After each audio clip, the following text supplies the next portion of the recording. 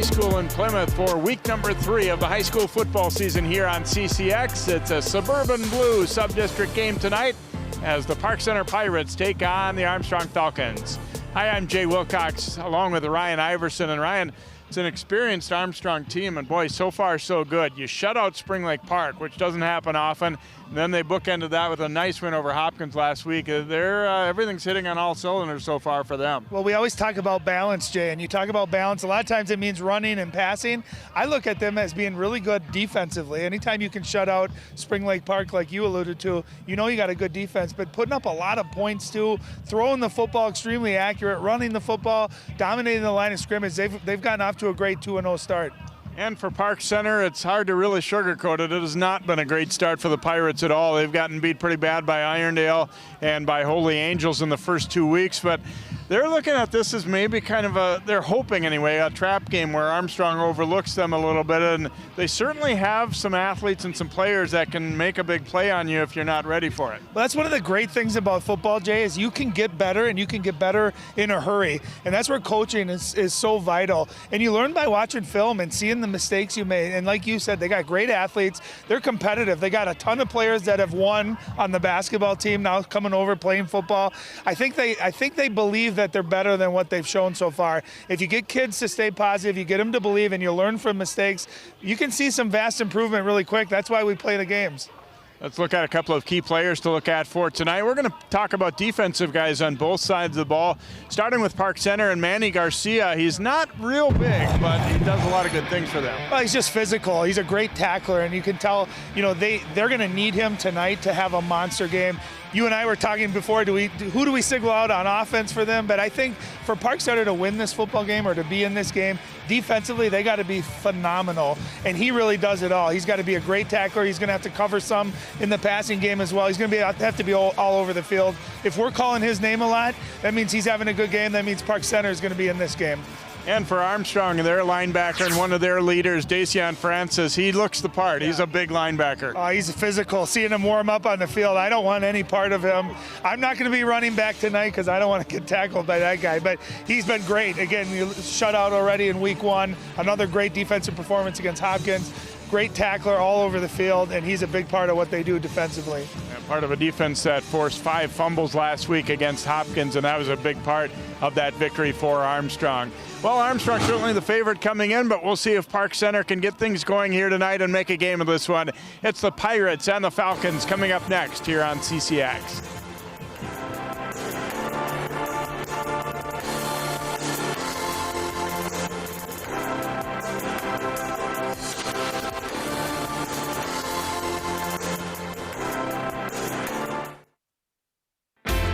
CCX Media, your source for great local programming, is now available on Roku and Apple TV. Our free app allows you to stream all 3 of our channels live.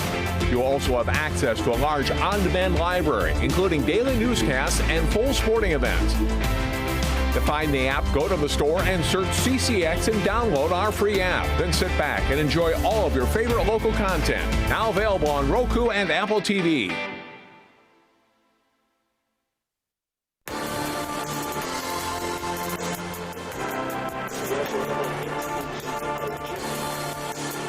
Welcome back here to Armstrong High School as we get set to kick off tonight's contest. Christopher Frazier drifting back deep here for Park Center. Daniel Bees will kick it off for the Falcons. They won the toss but elected to defer to the second half, and so Park Center will be with football first. A much chillier night than what we saw last week for game number 2. And certainly a little bit of wind that could be a factor, probably more so in the kicking game than anything, but possibly affecting the passing games, I would think, a little bit for these teams as well. This just feels more like football, doesn't it, Jay? Those first 2 weeks, still bright out. It's 80 degrees. You saw a lot of cramping. Tonight we're in the elements. Wind, cold. It's youth night here. It's a lot of fun. Bees will keep it on the ground. It's bobbled a little bit, but then picked up by Darren Dalton, and he will return it to about the 40. They try to rip the football loose late. Armstrong thinks they might have a shot at it. Let's see what the call is going to be, though. It is Armstrong football. So the Falcons come up with the immediate recovery. Francis Cisse getting on that ball. It looked like they kind of had his momentum stop. Hard to tell exactly when this ball comes out. Yeah, there was a little rip. They did get it. And then you see the mad scramble, and it winds up with number 3 there. Cisse able to grab it immediately. Well, 2 things that stand out. 1, excellent camera job there by our great crew. But 2, that's what you're taught in practice. It's team tackling. You got a couple guys holding the ball carrier up, and you come in there, you got to rip that ball out. So great ball drills right there. A nice job by Armstrong, and that's a big play. First play of the game on the kickoff to get a turnover. Jake Breitbach, we talked about him last week. A speedy recovery from a torn ACL back in 5 months. He gives to Sean O'Driscoll, who did not play last week, and O'Driscoll breaking one early here inside the 30-yard line to about the 28 of Park Center, so a 13-yard gain. He's their number 1 back. He got a concussion, or was out for concussion protocol anyway in that first game, so did not suit up against Hopkins. His backup or even third-string guy, Caleb Jones, had a real nice game, but O'Driscoll back in there this week for the Falcons. They have it 1st down and 10 at the 28 of Park Center. As you see, so far so good for Jake Breitbach coming back from that knee injury. Not quite at 100%, but he's looked pretty good. Back to O'Driscoll on the ground again. Breaks an arm tackle and then is chopped down. Coming over for Park Center was Emmanuel Blaba. And let's go down now to Allie. Guys, it's been a hot start in just this game for the Falcons, but it's been an even hotter start for them through the first 2 games this season, outscoring their opponents 58-11. Sometimes a start like that can give a little overconfidence to a team, and that's something Coach Nagan's been worried about with his team a little bit throughout this week. He said, my team does have that confidence, but there's a difference between confidence and arrogance, and that's something his team doesn't have. A lot of that confidence is coming from his team's physical play. Coming into the season, Coach was questioning, will my team be able to match the physical play of our opponents? So far through 2 games, Coach has been very impressed, and they're going to need that physical play here tonight against PC because they have some size and speed that could test Armstrong. Thanks, Allie, and a good time to take a shot downfield there, 2nd and 2, but they didn't get it. Breitbach looked for Jordan Lewis. They'll go back to the ground to O'Driscoll, and he is able to get the 1st down, ridden down there by Jalen Davis, but easily enough to pick up the 1st down with about a 5-yard gain, and they've been able to open some holes here up the middle so far and off tackle. Well, nice kick out block right there. They have athletic size up front on their offensive line. And I'll tell you, O'Driscoll does a great job. He's very patient to start with, and he waits for that hole to develop, and then you can see he's got a great burst of speed. 1st and 10 from the 15. Breitbach throwing, and it slips through the fingers of his intended target, Caden College there. Well, pretty good throw, pretty accurate throw by Breitbach there. And I'll tell you, when you run those slants, Jay, in the middle of the field, it's human tendency to look up and see where that hit's going to come from the safety. And that one right on the money, but I think it's just hard to concentrate when you're over the middle of the field like that. So a 2nd down and 10 here for Armstrong. Breitbach looking left again. Now the pressure comes. The ball pops free. O'Driscoll catches it in midair. And then he is cut down a little bit short of the line of scrimmage. Wow. The ball popped free, but right to him. Malachi Mitchell a stop. We've got a flag down as well, right about back where they were tackling Breitbach. Oh, we've got a face mask call against Park Center. So what appeared to be a very good defensive play for them is now going to be a 5-yard mark-off. We know that play's not going to count here, and you can see ball gets stripped. Look at that athleticism by O'Driscoll and just the wherewithal there to not only grab it, but be able to grab it with one hand and then try to get positive yards out of it. That's a very athletic play. And of course, with the face mask working out nicely for Armstrong as well. There's Jordan Salas, the Pirates head coach, and he's feeling like, you know, we hope to come over here and surprise them a little bit. Obviously, we haven't started as well as we would like, but Breitbach handing to O'Driscoll. Nice tackle. Yeah, nice stop in the hole there as Jonathan Young was really the only guy there that had a good shot, and he was able to square him up pretty good and get a piece of him and bring him down. Well, that's having a good middle linebacker, Jay, so important because so many times you get a one-on-one matchup with that running back, and great running backs make you miss, and great linebackers, you don't miss. And that time, great job of there of Jonathan Young just squaring up, making the tackle. 2nd and goal. Breitbach rolling to his right. Now throwing, looking for Bowman, and is it good? Yes. Touchdown Falcons. Ty Bowman hauling it in. Able to score on the first drive of the Falcons, and that's been a dangerous combination all season, as we talked about, and they had a great game last week. Well, he came in as their leading receiver, big play guy, nice play action. That play, Jay, is set up because they've been effective running the football. That time Breitbach does a nice job of selling the run, rolling out short field over there. Not a lot of room. He put it only where Bowman could make the catch, and how about him getting his feet in? And you see him playing a little peekaboo. That's what he did with the defender on that one. Broke open, made a really nice catch, got his feet in. That's a great start if you're a Falcon fan. Had to kind of hesitate because the official closest to it wanted to make, he checked with somebody else before he went ahead and signaled touchdown. So Bees on to attempt the extra point. Kick is up, and it is good. And 9:59 to go in the first quarter. It becomes 7-0 Falcons. I tell you, the official that was right on the mark, Jay, a lot of times they're only watching the feet to see if their feet are in bounds. So I think he was relying on his partner to see if there was a bobble or not. You can see excellent throw. And I'll tell you what, that would have been good in the NFL. He got both feet down. You see he's checking, conferring there wasn't a bobble. He knew the feet were good, and that's a great job officiating, and you can't throw it any better. He throws a little bit behind, that could be intercepted. The worst thing that has to come out of that is it's incomplete, out of bounds. But instead, when you got a receiver with great hands and that trust, that's where that trust factor comes in. Quarterbacks will give receivers that they trust, they'll give them a chance to go make a play, and that's what happened. So the Falcons able to take advantage of Park Center's fumble on the opening kickoff, and they march it down the field 41 yards to score. And here's what you got to be careful of if you're Park Center, is that you're 0-2, you haven't had a competitive game, you're on the road, you have a turnover on the kickoff, Armstrong marches down the field. You can't feel woe is me. Now you got to get the ball in offense, and you got to sustain a drive, try to get a big play, a positive play, so that you can turn the momentum a little bit, build your confidence a little bit. Bees putting it on the ground again, and they'll just fall on it this time at about the 30-yard line, as again it was handled by Darren Dalton. So not going to take any chances and try and get anything going. That ball bounces around in weird ways. I think they're better off just starting there. Yep. And that's a smart play. And Darren Dalton's an explosive athlete. He's a great wide receiver.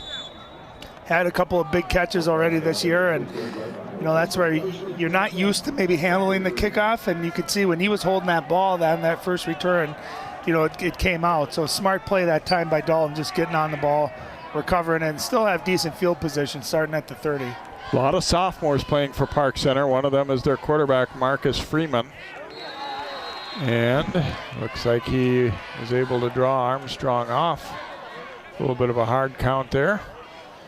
So first penalty against the Falcons, make it 1st down and 5.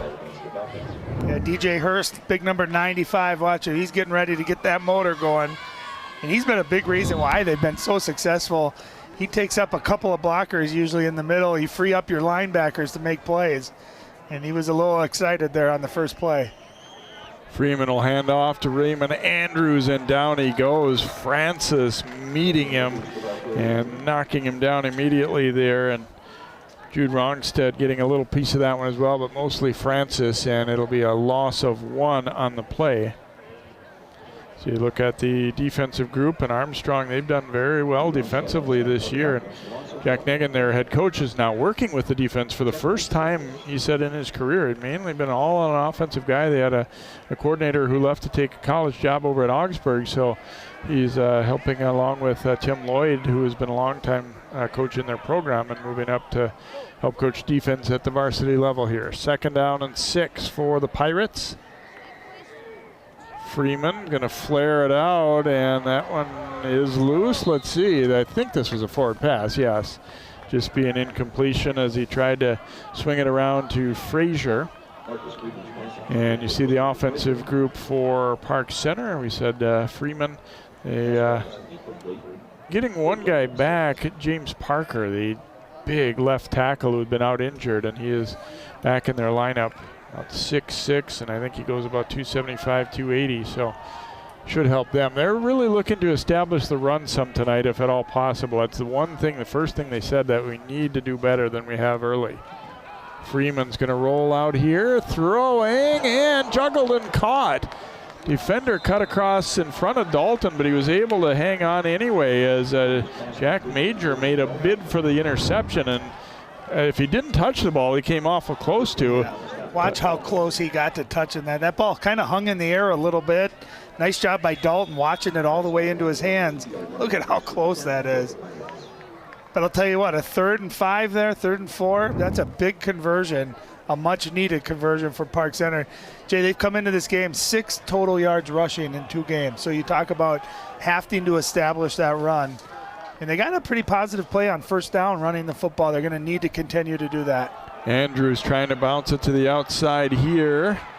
And he is knocked down after a pickup of a couple. And they were saying we need to take advantage of our speed a little bit, spread things out, and then run guys. I mean, obviously you can't just run sweeps all game long and think it's going to work to your benefit. But obviously a guy like Andrews is quick and not very big.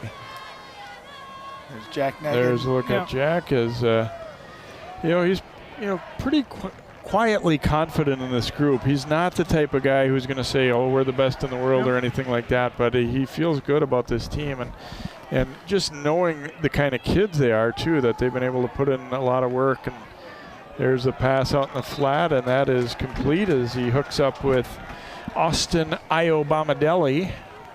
Not a huge gain, but they'll pick up positive yardage, about 3 or so, as Freeman getting rid of it in a hurry. Yeah, I like the rhythm of the offense so far in this first drive that they've had the ball. Couple positive running plays. You saw the speed, too, of Raymond Andrews. If he ever does get to that second level, he can take it to the house on any play. And great rhythm, too, by Marcus Freeman, getting the ball out of his hands in a hurry, and they're getting positive yards.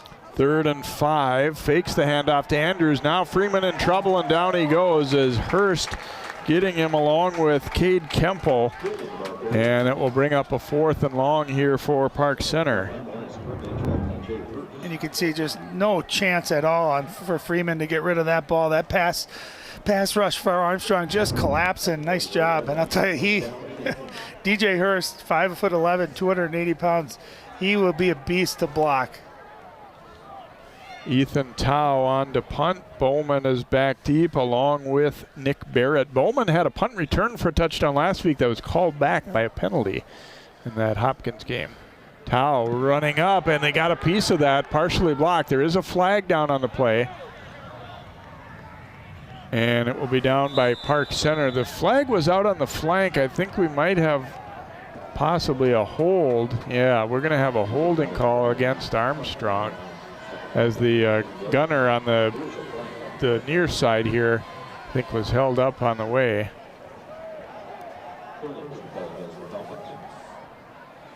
Yeah, it won't impact the block at all, but it will move it back.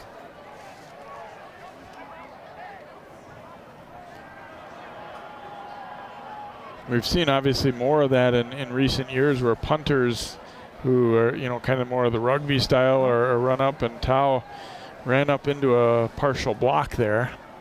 Yeah, it's one thing you take for granted. You watch the NFL and long snapping, right? It's so perfect, even the majority of college snappers. But you get to the high school level, we've seen it a couple times already in this year. Oh, Hopkins last week against Armstrong had a terrible time with that. I mean, that cost him the game as much as anything.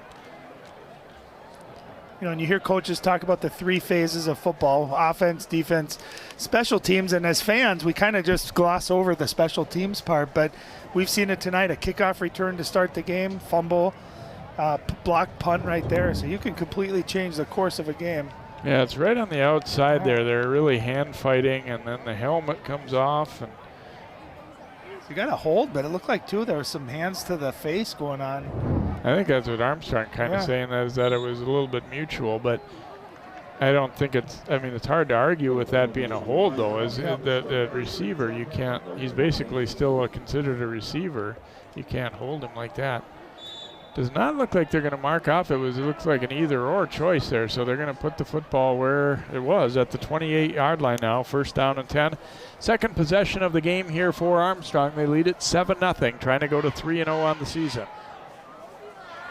Breitbach fakes the handoff and then sailed that one a little too high for Nick Barrett, who's not one of his biggest receivers at 5'10".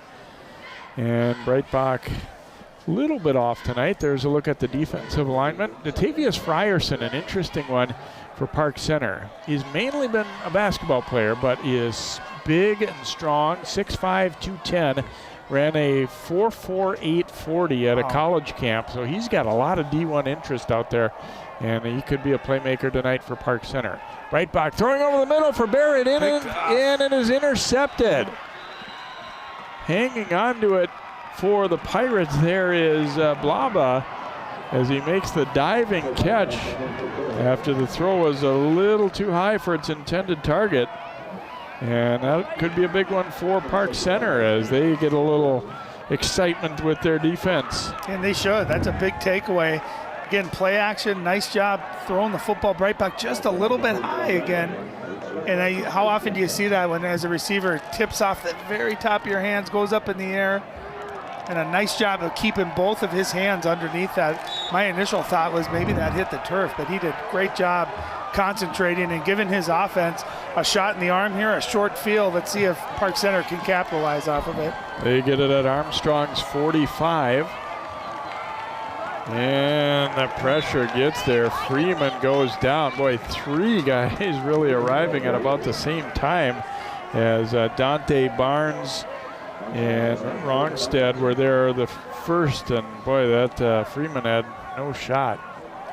Yeah, it's back-to-back plays. We've seen that. He's dropping back, and before he can even plant his back foot, there are red jerseys everywhere in that backfield.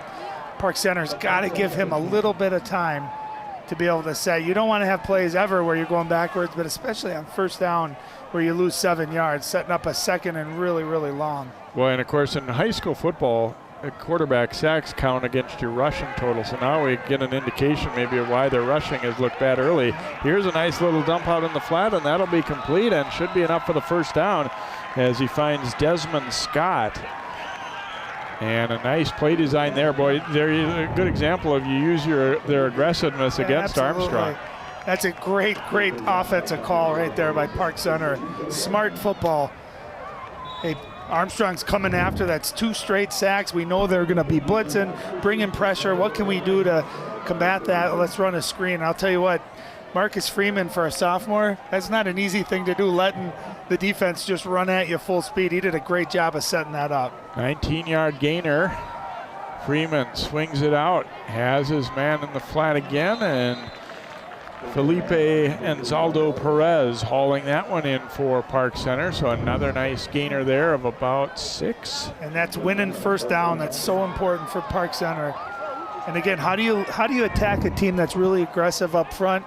Well, we saw a screen pass. We can see a draw. Draws work really well. That time, just a quick hitch. And that's a great way to get your quarterback some rhythm, have him get rid of the football before that pressure can come.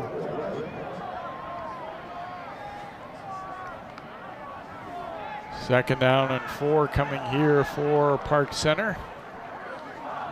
They try and answer that early touchdown by Armstrong. Hand it off to Scott. Trying to go forward. Looked like he might have dropped that ball briefly, but I think he got it back. Yep. He was able to make the recovery himself there.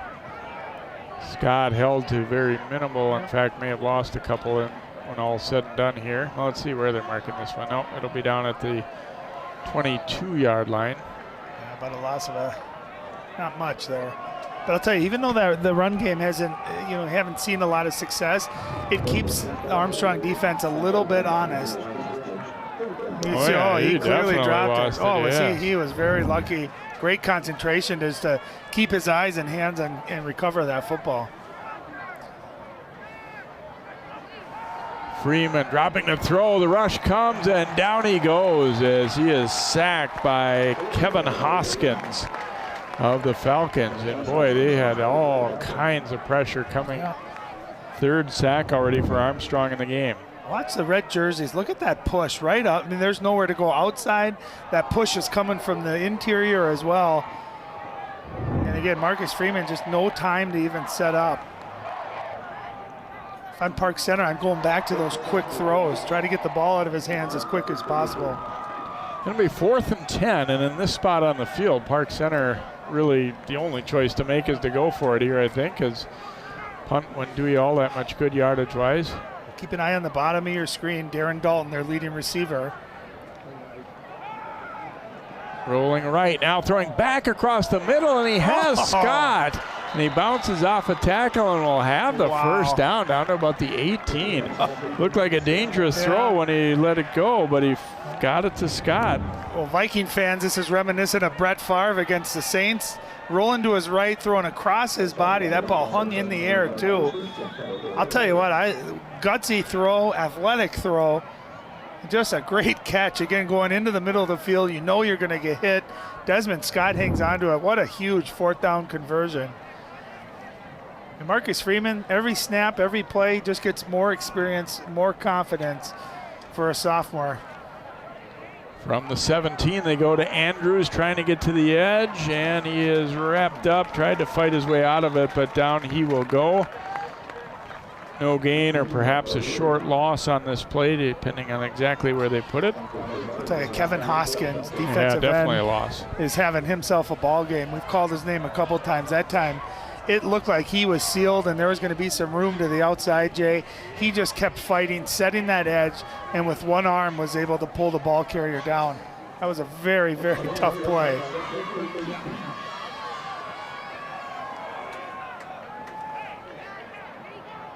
So it'll be a 2nd and 14 from the 21 now for the Pirates. Under 2 to go in this first quarter. Freeman lets it go, looking for Dalton, and just batted away as getting back there defensively with Cisse. And that's something that Jack Nagan was a little bit worried about. He said, I looked over at the size of a couple of their wide receivers, and he said, our young corners have played well, but they're quite a bit smaller than Dalton, or if they put Frierson out there sometimes offensively as well. I'll tell you, that was a perfectly thrown ball. That's when Darren Dalton's got to catch. You got to help your young quarterback out. He put that right on the money, and it's not an easy catch, but Darren Dalton with his 6'4" frame, got to go out and make that play, bail your young quarterback out. 3rd and 14 now. Freeman throwing over the middle, almost intercepted. As wishing he would have hauled that one in was Dante Barnes, but he does break it up and will bring up a 4th down and long here for the Pirates. Well, Dante's a linebacker. Look at the depth he got on that drop back. This was almost a touchdown, but that's just great depth, great anticipation there, outstretched hands. If he doesn't knock that down, that might go for a touchdown. So that was a big-time play. It's going to lead Park Center into trying a field goal.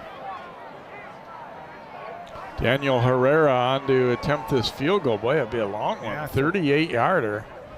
Soccer player.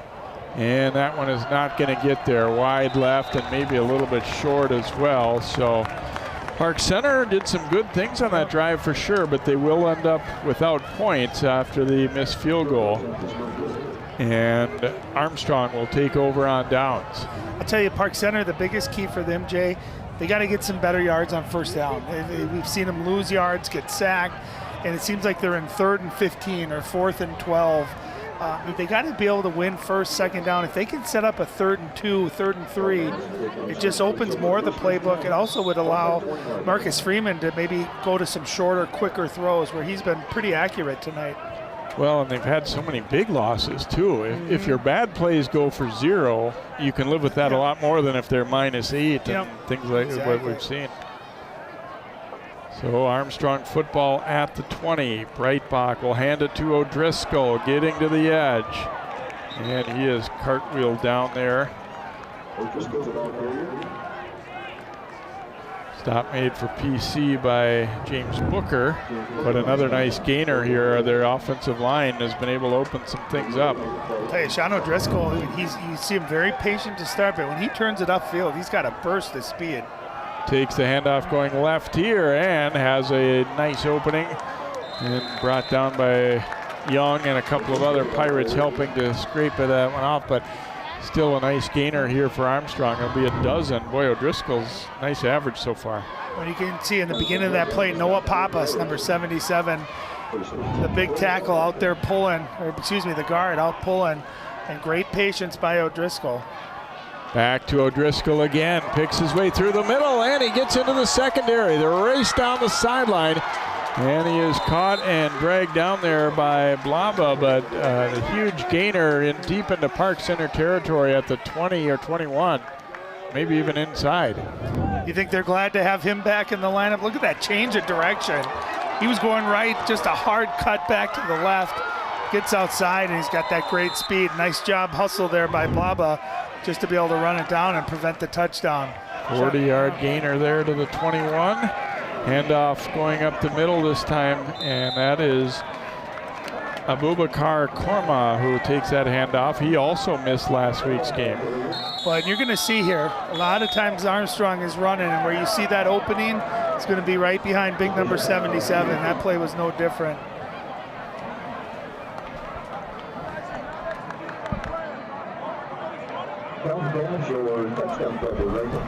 Well, this isn't good news for Korma, as he carried the ball once in his return from injury and down on the field, as it looks like they're looking at his lower right leg, ankle maybe, or shin. And I think somebody fell on his leg, it looked like. I hate seeing that. You see that a lot with linemen, that are blocking, and you see running backs and tacklers fall onto that. Certainly great to see him walking off on his own power. And the thing about those kind too, really, Ryan, is when you say to yourself, what would you do to prevent that? Really, there is nothing. It just the way it goes. It's like an ankle sprain in basketball. There's just the things that are going to happen. Looks like he's been able to walk it off pretty good there. And so now we will see Caleb Jones, the third string back, who really shined last week against Hopkins. 3 touchdowns. So he's in there, number 25. Second and about 6 here for Armstrong.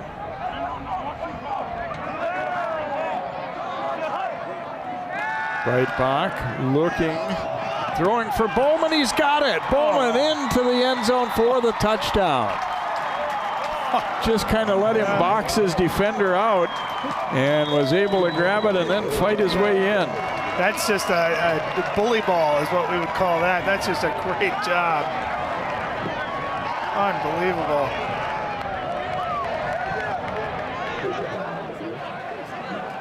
That ball looked like it might be picked off, but Bowman just went right in front of it, grabbed that, and then he's so big and physical, able to go into the end zone.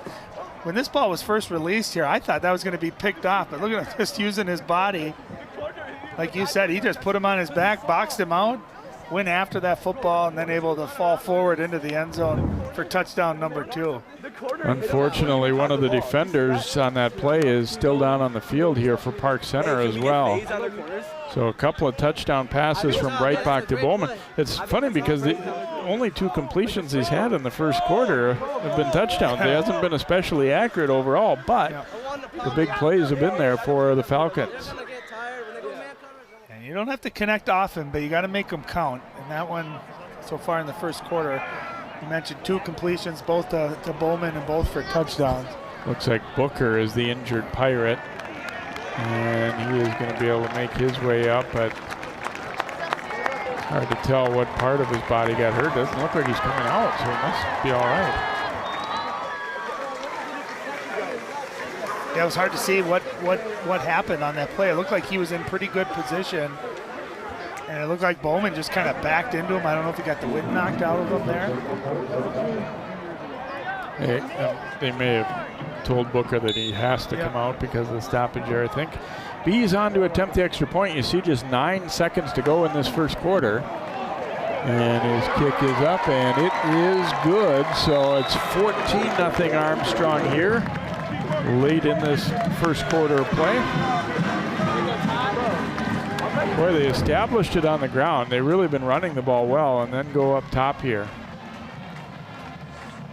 Yeah, there was contact there before, but I don't think it was illegal contact by Bowman. I think that was his right, his space to go after that ball. Watch him get the defensive back right on his back Yeah, and it looked like Booker maybe fell hard on his arm there. Yeah. I don't think he was expecting the contact, and so wasn't able to brace himself. But I'll tell you, college coaches, that next level, they love physical receivers. And, we were always taught growing up, Jay, at Eden Prairie, and even when I played for the Gophers, that ball's in the air, it's a free ball. You are entitled to that ball. And a lot of times it comes down to who wants it more. And Bowman, on that play, wanted it more. He went after it like an animal, got it. And not only that, but then had the wherewithal to move forward and know where that end zone is. Yeah, you don't want that to be a 16-yard gain that ends at the 1. When you make a nice catch like that, you want to finish it and power your way into the end zone, and that's exactly what happened. Well, you touched on it too, though, Jay. They 2 passes for touchdowns, but all those are set up because they've softened the defense up, successfully running the football. They had a couple of big plays on that drive in the running game. B is another hard low liner. This one will skid all the way back. And it's Andrews on the return. Andrews has some wheels, and then he is knocked down hard. Just a shoulder-to-shoulder shot by Noah Wiesjohn. But it is a good field position for PC out to the 44. Andrews, really nice kid. I had a chance to get to meet him this summer doing one of our Workout Warriors stories, and just a great leader in their program, well-spoken guy, great smile, just one of the kind of kid that you think is going to be a success in whatever he does in life. And he's got some great speed, too, on the football field. He's electric when he does get the ball. So we've reached the end of one here. Armstrong leading at 14-0. We'll be back with our second quarter here on CCX Sports.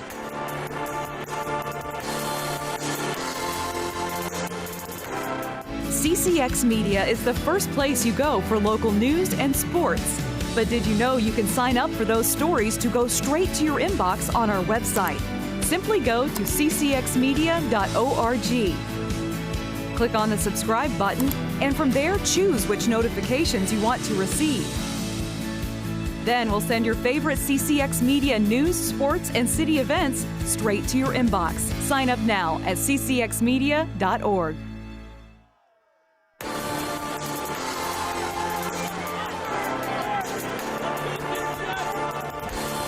Armstrong student section liking the start to the season and the start to tonight. Going to hand it off to Scott, trying to get wide. Francis says no way and drags him down for a big loss of about 4 or 5. Dace Francis can move a little bit out there to the edge, and once he gets a hold of you, it's going to be tough to get away. Well, not too often do you have linebackers that can run with or even outrun a running back. That time they were both going lateral, and that was just great job by Francis using that speed. And then we talked about him in the pregame. He's physical. He gets his arms on you, his hands on you. He's going to bring you down.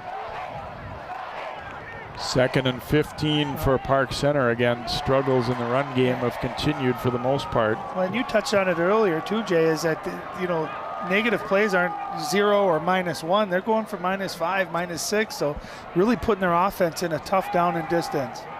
Freeman throwing, and behind his receiver, they're trying to go to Dalton. And I'll tell you, the pass rush of Armstrong still there, and what it does, especially with a young quarterback, they start forcing it a little bit earlier. They want to get rid of that ball. And unfortunately, you don't allow your receivers to really get a chance to develop their routes, look for the football.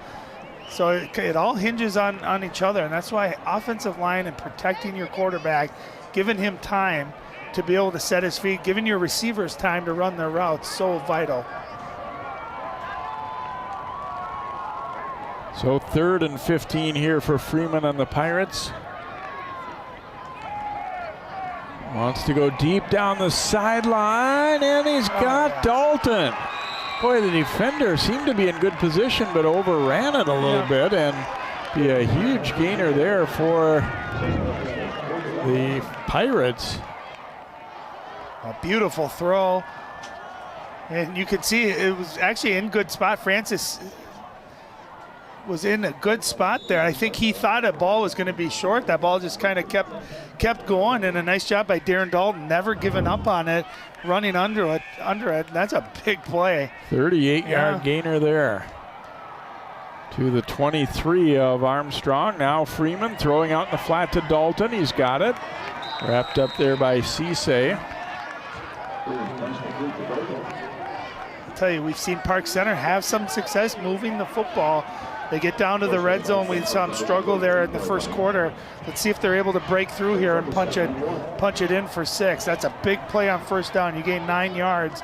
Now you set up everything in the playbook. I'd like to see them go back to that screen a little bit, or a draw or something. See if they can get a big play like that. 2nd and 1 from the 14 now. Armstrong showing pressure here.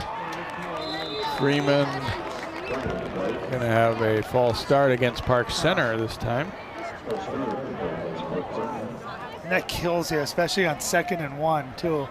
You go with a hard count, trying to get the defense to jump. That's where you got to have that discipline to not flinch and move yourself back 5 yards. Well, don't forget to vote for the CCX Sports Play of the Week, as each week we choose 4 top plays, and then you, our viewers, vote to decide the play of the week. Go to ccxmedia.org and then click Sports and Play of the Week. And it's brought to you by Chick-fil-A in Maple Grove. Here we go with this 2nd down play here. Francis coming through. They dump it out on that little screen. Scott with the catch, but just a lot of bodies there, and not able to get away from them all as he was squared up there by Rashad Sherwood, and then he got help. They drove him back. They'll spot him. And they did lose a little bit more on this play, it looks like. Well, that was a great catch by Scott, but you could see as soon as he caught it, he turned upfield. There was 4 red jerseys just waiting for him. He initially made the first guy miss, but great pursuit by that Armstrong defense, and that play just looked like there's nowhere to go. You have your quarterback rolling left. He did a great job of just getting rid of the ball here. And watch, as soon as Scott gets this, he makes the initial guy miss right there, but great team tackle. Look at all the red jerseys, Jay, just converging on Desmond Scott there. That's great team defense. You see now why Armstrong was able to shut out Spring Lake Park and then have a great game too against Hopkins, only giving up 11 points to a pretty good offensive team as well. Who won play of the week last week? That was our first one went to Cooper.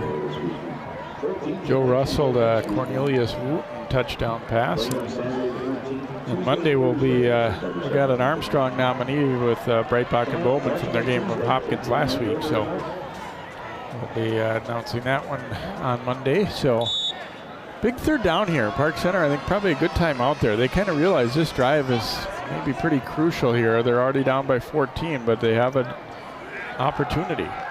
Freeman stepping up, gets through the first bunch, but then lost the football. Francis with the recovery after the sack by Hoskins, and that will be Armstrong football.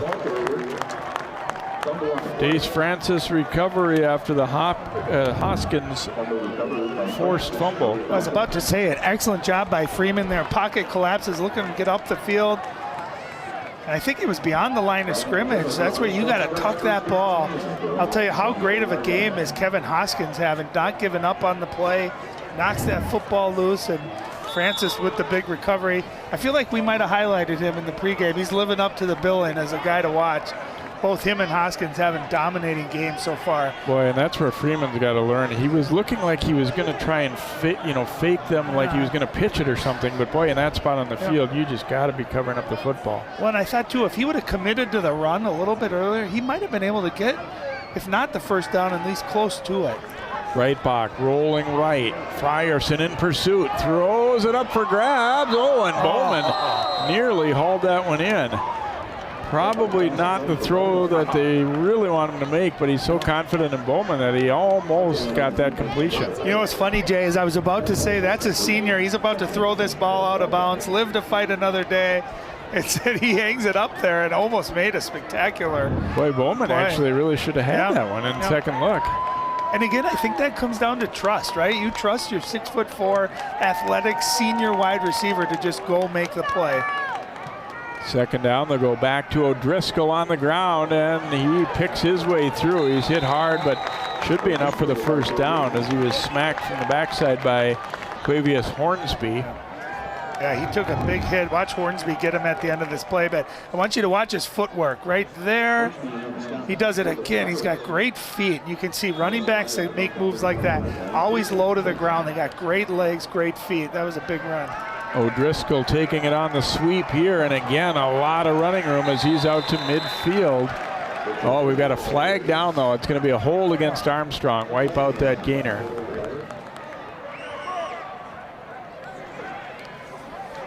See the flag right back by Jake Breitbach, and he was shaking his head.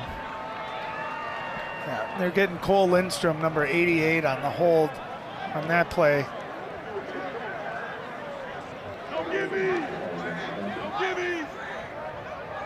Yeah, unfortunate for the Falcons too. That was a big play, nice play on first down. Instead, it's where it's 10 yards from where the hold happened, yeah, which is so about a yard behind worse, the line right. of scrimmage. So you're going to end up with 1st and 21 here. Breitbach throwing, complete, has Bowman.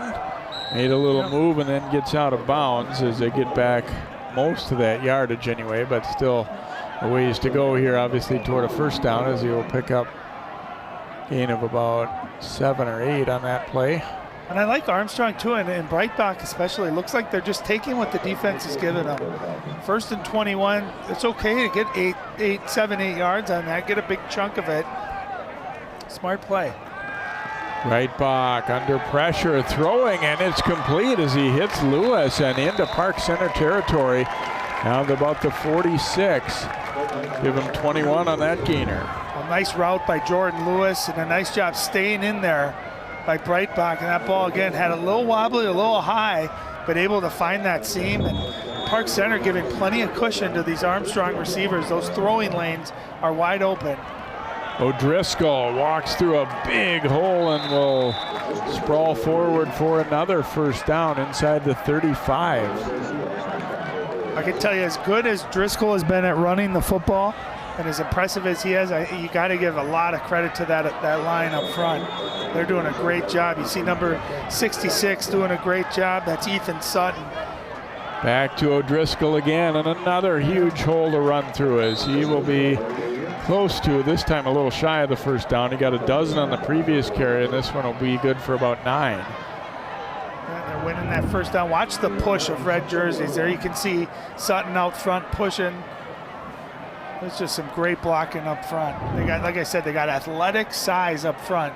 So you'll see those guards pulling, and they do a great job using their legs as well. 2nd and short from the 26, and again a lot of running room right up the middle. Hanging on low there was Garcia, but not until O'Driscoll easily gets the first down. And there you can see the kick out block, number 88, Cole Lindstrom, the tight end.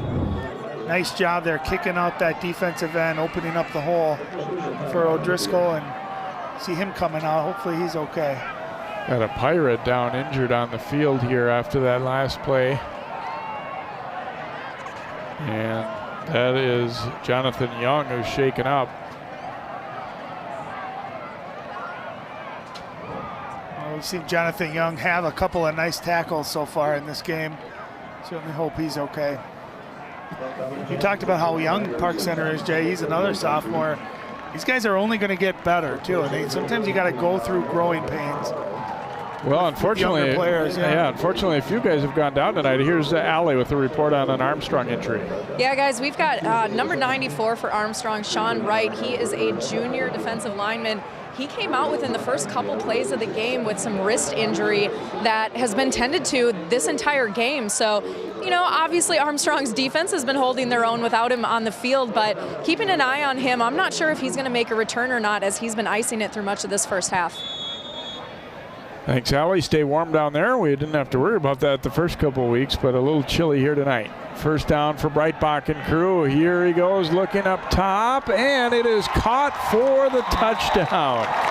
One-on-one out there, and College maybe a little slight push off, but just held the defender off and able to haul it in for the touchdown. Well, easy throw, easy catch. Nice job by College at 6'4", and I couldn't see who the defensive back was, Jay. It's where you got to get your head around and see the ball and try to make a play on it. You can see definitely some height difference right there, but you got to know where that ball is. He was actually in pretty good position to make a play on that. But again, some effective passes tonight. 3 of them already for touchdowns. Extra point try by Bees is up, and this one is wide to the left, so no good, but Armstrong still taking a 20-0 lead. And in second look, this definitely was not a push-off. I thought maybe it was just a slight one, but really not. He just stood and spotted the ball where you can see the defensive back not able to get his head around Miracle Alibi. And I thought Alibi was in good position, but he just kept going when the receiver went up. And if you watch this, Alibi right there, he is in a perfect spot, but you can see he just keeps running. You know, and more you see, even in college and in the pros, Jay, defensive backs just, and it's a hard thing to do. It's a hard thing to guard someone down the field, but if you don't know where that ball is, that's such a disadvantage to you as a defensive back. I thought his positioning was good. If he got his head around just to see that, he at least makes a play on it, maybe can make an interception out of it. But a nice job, Armstrong, using their size out on the wide receiver on the perimeter. Caden College, also 6'4", just goes up and makes a play. Well, we mentioned Brian Puck, efficient in terms of scoring. 5 completions, 3 of them are touchdowns. It's a pretty good percentage. That'll work.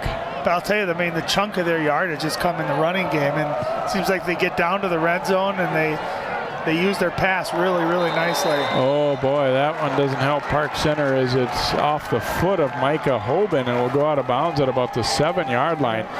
Those are tough ones to field, and you know, you really, it's hard to know what to do on a play like that. Even if you kind of are, you know, waiting for a kick like that, it's tough when the bounces like that and goes off his foot or shin and out of bounds. And so they'll start deep in their own territory, and you know that Armstrong pass rush is licking their chops.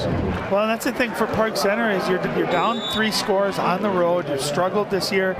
You can't beat yourself, and those kind of plays, we saw the turnover on the kickoff to start the game, and that time doesn't seem like a big play, but now you're backed all the way into your own 10. You said a pass rush, you got a young quarterback who's going to try to make a play. You got to be smart here on offense. You got to execute.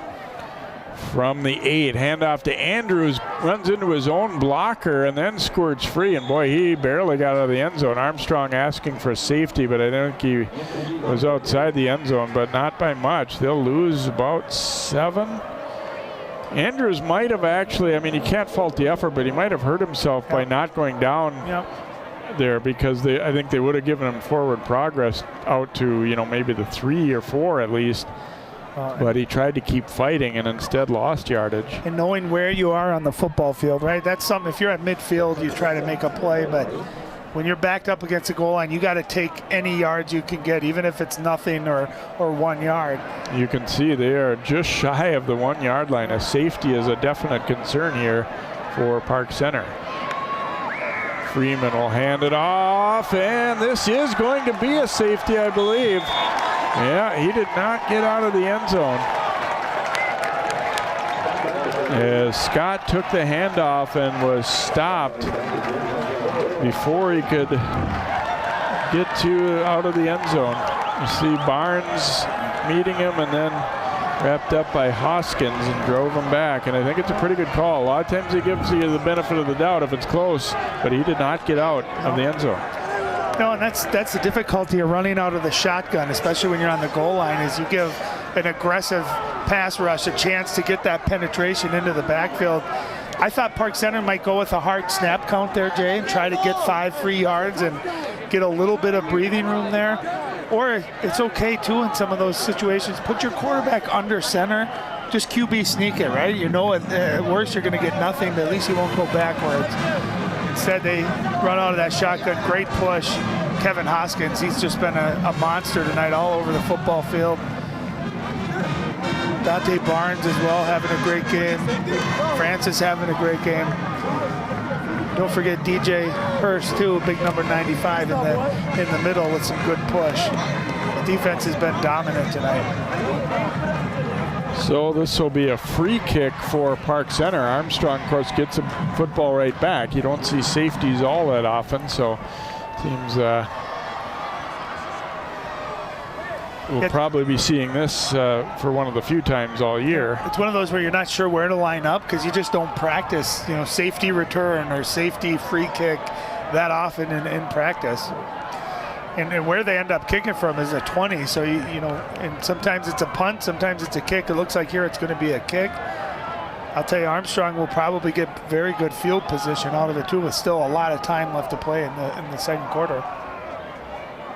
Herrera getting set to kick it for Park Center.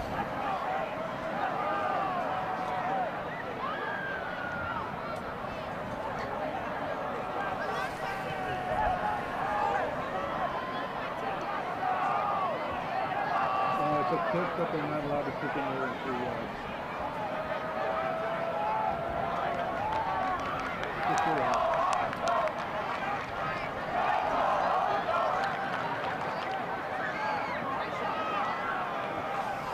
Officials getting everybody situated here.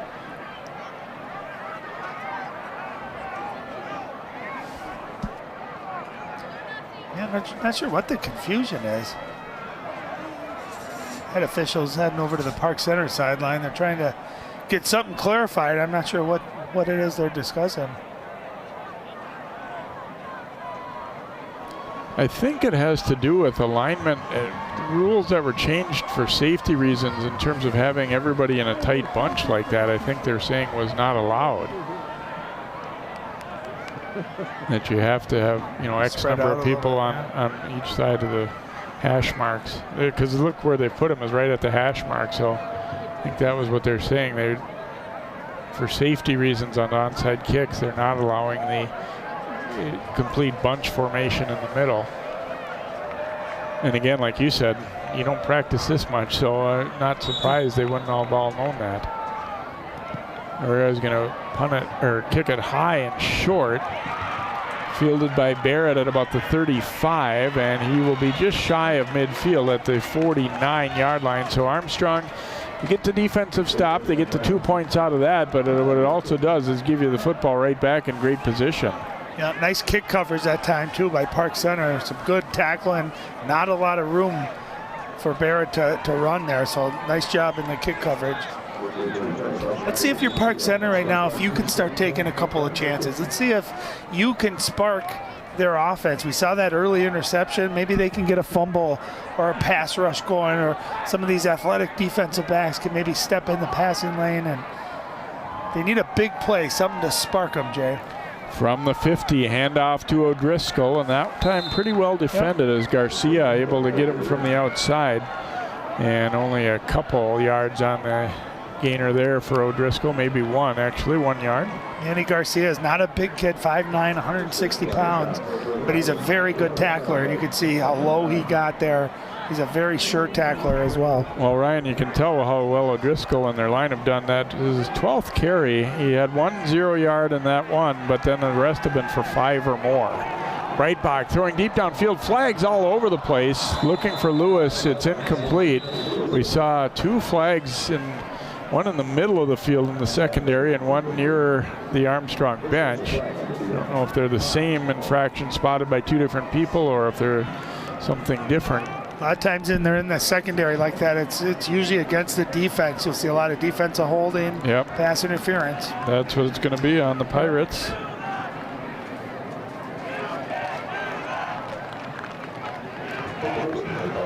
So that'll be enough for the first down. And that's a big play. If there's no penalty there, Jay, it's 3rd and 9. And your Park Center defense doing a nice job. Instead, that penalty comes into an automatic or enough for a first down here. So they're at the 39-yard line now. First down and 10 for the Falcons.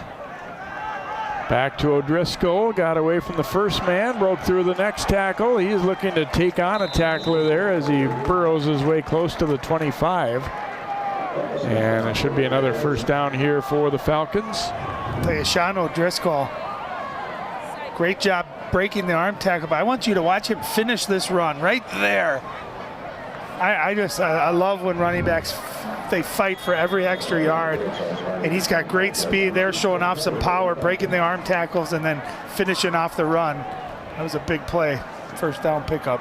At the 25, he turns and tosses to Caleb Jones. Jones gets a block, cuts it up, and then spun and thrown out by Hornsby there, but another nice pickup here for the Falcons. Great job by Hornsby, but look at this block right out to the right there. Excellent job by, I think that was Bowman. Yeah, it was. Yeah. That's what makes football such a great team game, is it takes everyone to make a play successful. Your line doing a great job, but then also your wide receiver who's caught 2 touchdowns, he's out on the edge fighting and blocking for his running back. So great team offense so far by the Falcons. Another first down pickup there. They'll go back to the ground, and it's Jones, and he is wrapped up and dropped for Park Center by Malachi Mitchell. Great tackle by Malachi on that play. See how low he got, he wrapped up. 3-yard pickup on that one for Jones, so 2nd and 7 for Armstrong as we approach the 5-minute mark to go in the second quarter. Armstrong 2-0 coming in, and they've looked the part so far, leading Park Center 22-0. Breitbach looking to throw over the middle and through College's hands. He kind of slowed up a little bit there, looked like.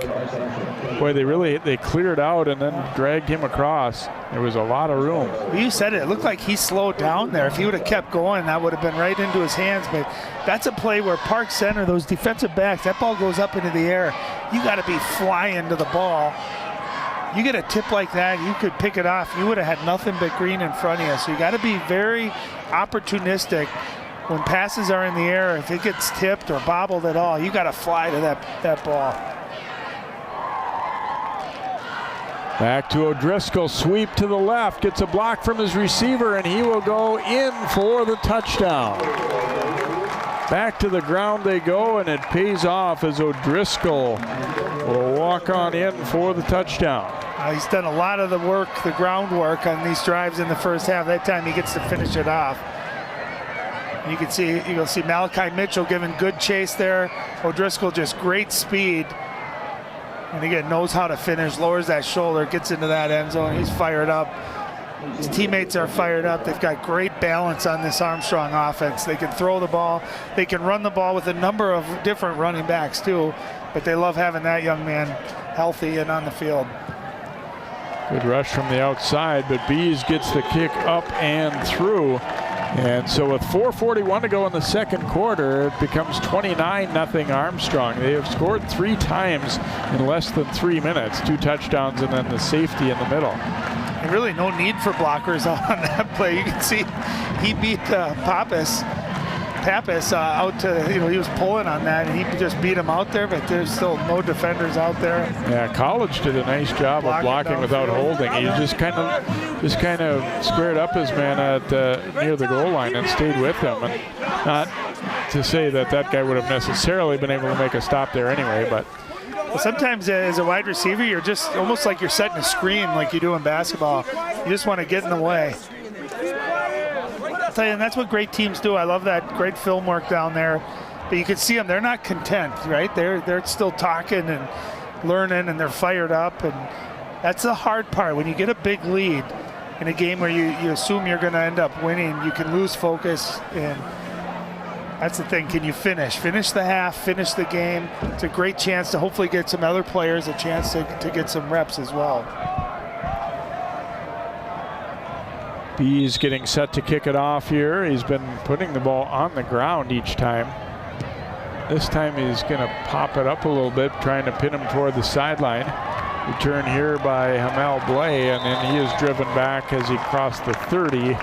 He stopped at about the 31, and Park Center gets the football back. At times have moved the ball some. They've thrown the ball a little bit, with some nice success. Haven't really run it well, though. Yeah, I think the thing that's really set them back, one we saw in the last one, they had a 2nd and 1. Remember, they got the penalty that moved them back, and the negative plays. We've just seen too many losses in the running game and sacks, quarterback pressure. They just have to sustain a couple of positive plays back to back to back. Or get a big play, get some big play through the passing game that can spark them and give them confidence. Confidence is contagious. I mean, it's also the other way when you don't have it. Rush was coming, and that pass is incomplete. I think it may have been tipped.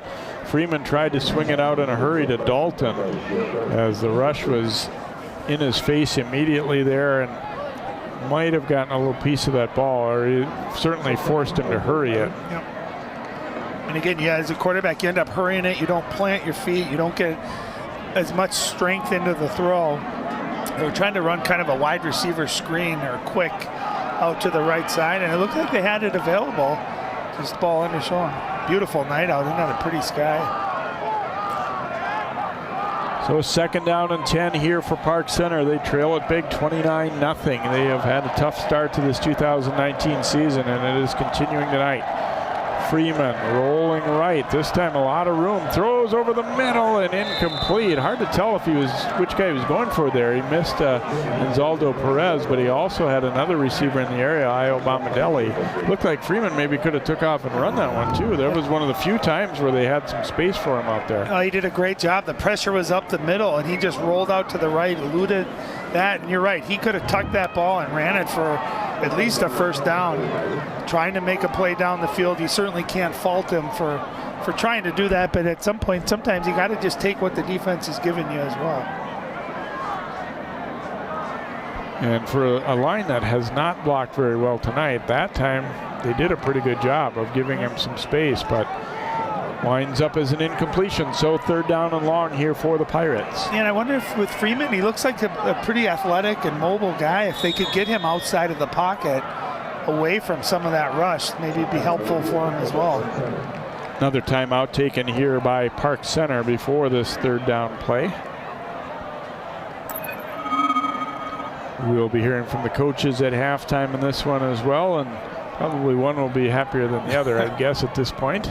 When I do the half times, I always hate having to interview that coach that's either getting blown out or down by a couple of scores. But I tell you, Park Center calling timeout right here, I love it, because I think ultimately you're constantly teaching, especially when you got young players, sophomores, playing some key positions. You're just constantly teaching them, trying to get better.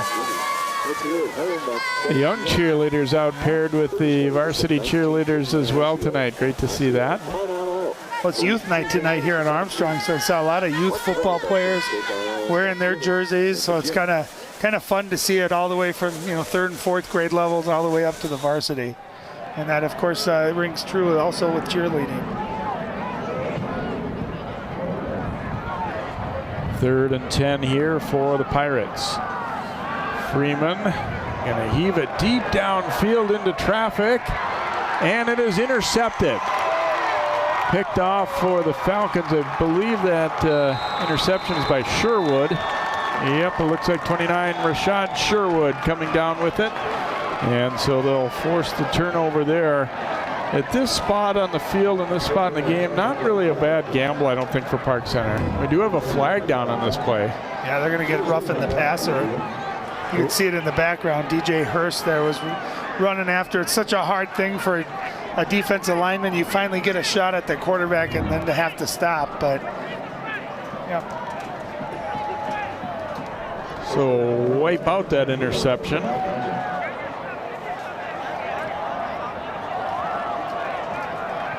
Instead, it's a 15-yarder against the Falcons.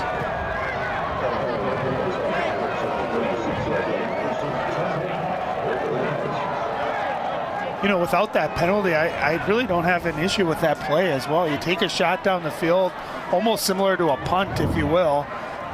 Just trying to make a play, trying to give your receiver, and you can see the hit there in the background. Great job. Look at all the red jerseys down there, and an excellent job going to get the ball by Sherwood. You see him go up and get it at its highest point. They were ready for that shot down the field.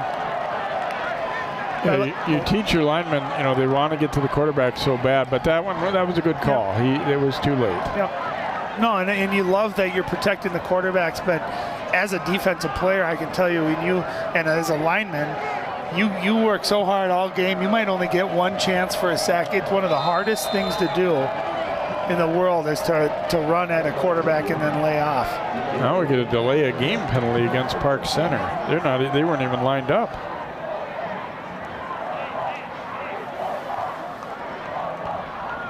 So 5-yard mark off against the Pirates back to the 41.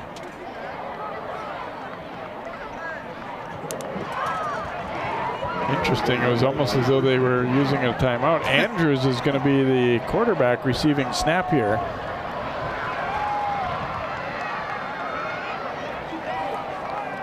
Fakes the handoff. Now Andrews getting some speed up the middle. Spun around but kept on going, and a nice gainer as he'll get about a dozen out of that. I like the move here. I think you do anything you can to get Raymond Andrews the football in his hands. As you can see, he's just electric. He's fast, he's quick, and he fights hard. That's a big 10, 11-yard gain. So it'll be a 2nd and 3 here for the Pirates. Andrews again, the Wildcat quarterback, if you will, rolling out here.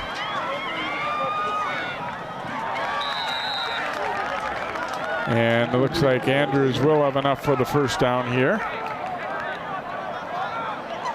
Yeah, maybe this is the spark that Park Center needs. Changing it up a little bit, a change of pace. You can see the last 2 plays definitely have caught the Falcons defense off guard a little bit. Looks like we've got an injury for Armstrong here. Came late after this play as a defender went back down.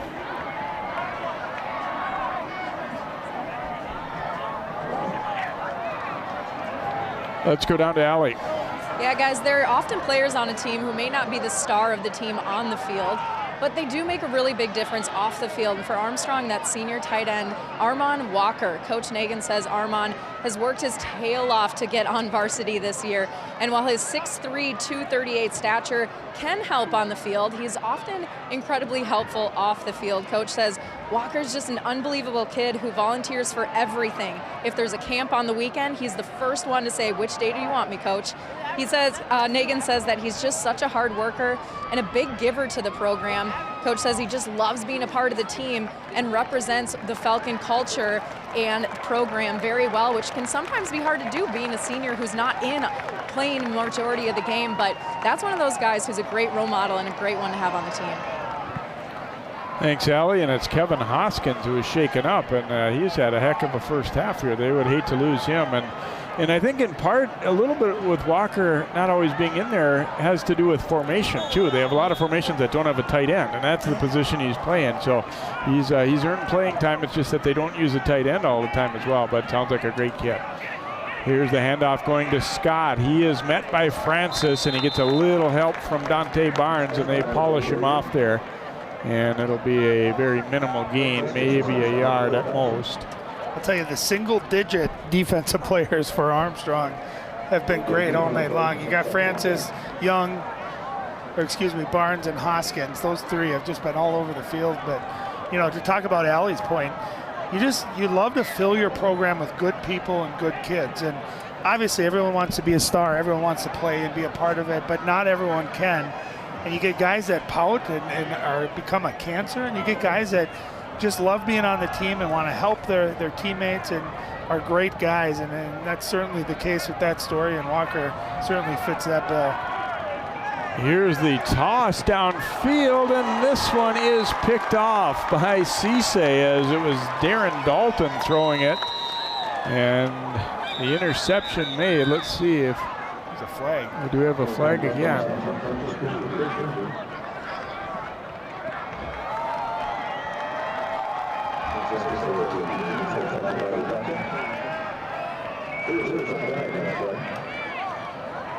It's going to be a personal foul. Looks like head contact against Armstrong. I'm not sure, but I think the interception is going to stand this time, and then the penalty will be after on the return.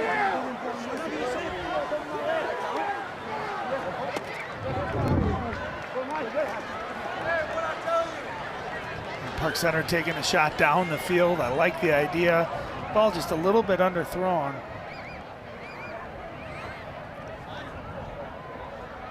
I don't know if it'll be in here that we see it, or right there maybe. Yeah. So the kind of on the return, and it was a little bit of an unclear situation whether he was stopped or down or not. I think that probably contributed to that too. Guys were kind of taking shots at each other on the pile a little bit there. So third turnover against the Pirates. Armstrong gets the football back. They go to O'Driscoll on the ground. Oof. Big collision that time, and he was down. He thought he maybe was only partially down, but Michael Harris got enough of him to bring him down. They'll pick up just a couple on that play. There's some hitting going on out there. That was a physical tackle. Let's see if he does go down. Oh, yeah. Yeah. Well, see, sometimes you see that where it's a hard hit, but they land on the defender. You can see his knee was down. O'Driscoll bouncing it back, got away from Frierson, trying to keep the legs going, but a lot of white jerseys there, and late they try and rip it out. Now we have a flag down on this play too, a guy without a helmet back in the middle of the field, which there's two flags, and things may be getting a little bit rough out there. I think it's getting chippy out there right now. I'll tell you love how hard O'Driscoll runs, but I'll tell you, that was some great team tackling by Park Center. We haven't seen a lot of that tonight. That time they had 3, 4, 5 guys run into the ball. Great job tackling by the Pirate defense there.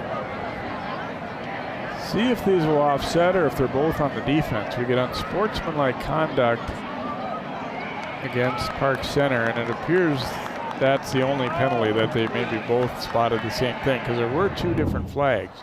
Well, he ends up, I think it's down in the middle of the field a little bit, and then a helmet gets torn off, which generally indicates see behind the play there. Yeah. Yeah, you see the lid laying there. So 15-yarder against the Pirates. And it'll be first down for Armstrong out at the 32. There's 57 seconds left. See how much urgency they'll have, or if they'll just be content to keep the ball on the ground. Now, even if they do that, it doesn't mean they might not score, though, the holes they've been opening for O'Driscoll.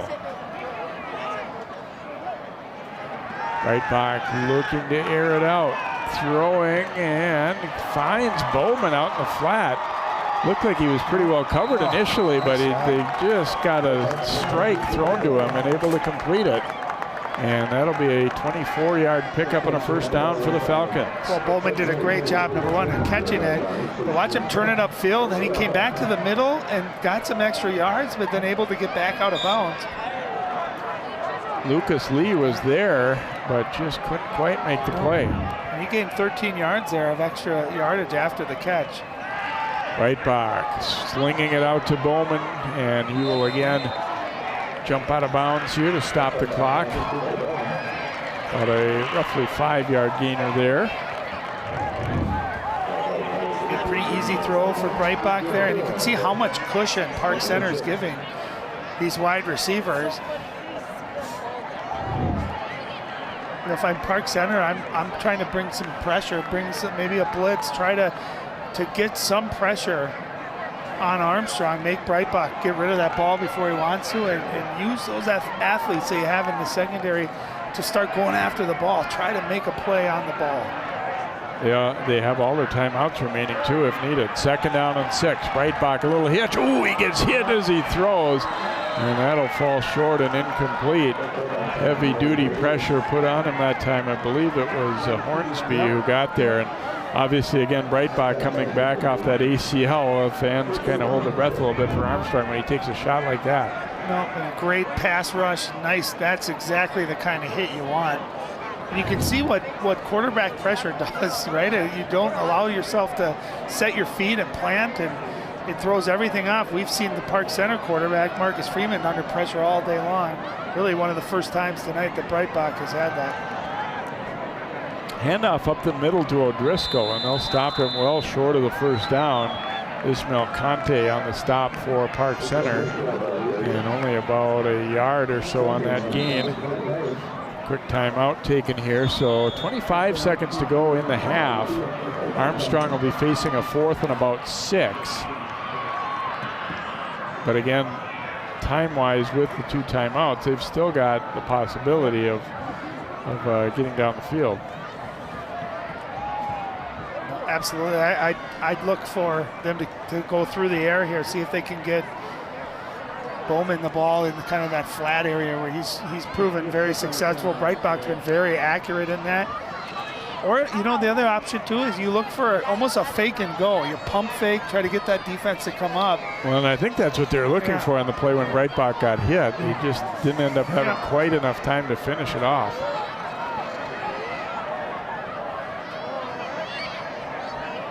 We're going 4 wide receivers.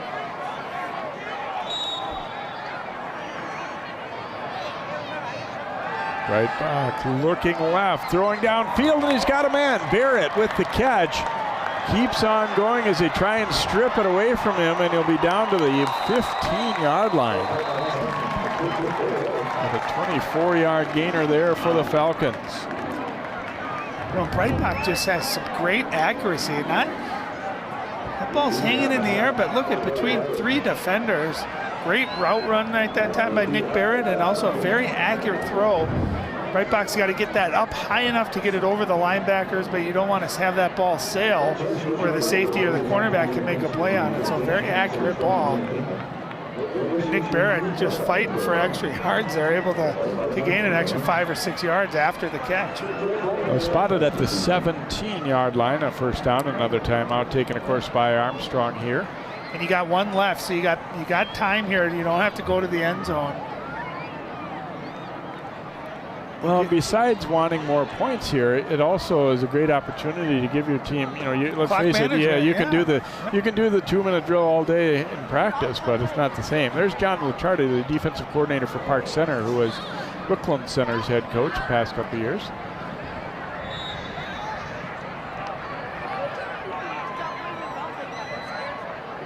And a hard count from Breitbach, and I believe was able to draw them offside. Yep. No movement on the Armstrong side, so 6th penalty against Park Center in the half. A smart job by Armstrong, good discipline too. You can see once they got into the neutral zone and even made contact there, obviously plays over at that point. So first down and 5 at the 11-yard line now. Time certainly is a factor. A real long play here could force them to take that last time out. Breitbach, pretty good protection. Rolls right, throwing, and incomplete. Looking for Bowman in the back corner of the end zone. Had a nice head in the way there, standing up at the last second. I think he caught that, but I think it was well out of bounds.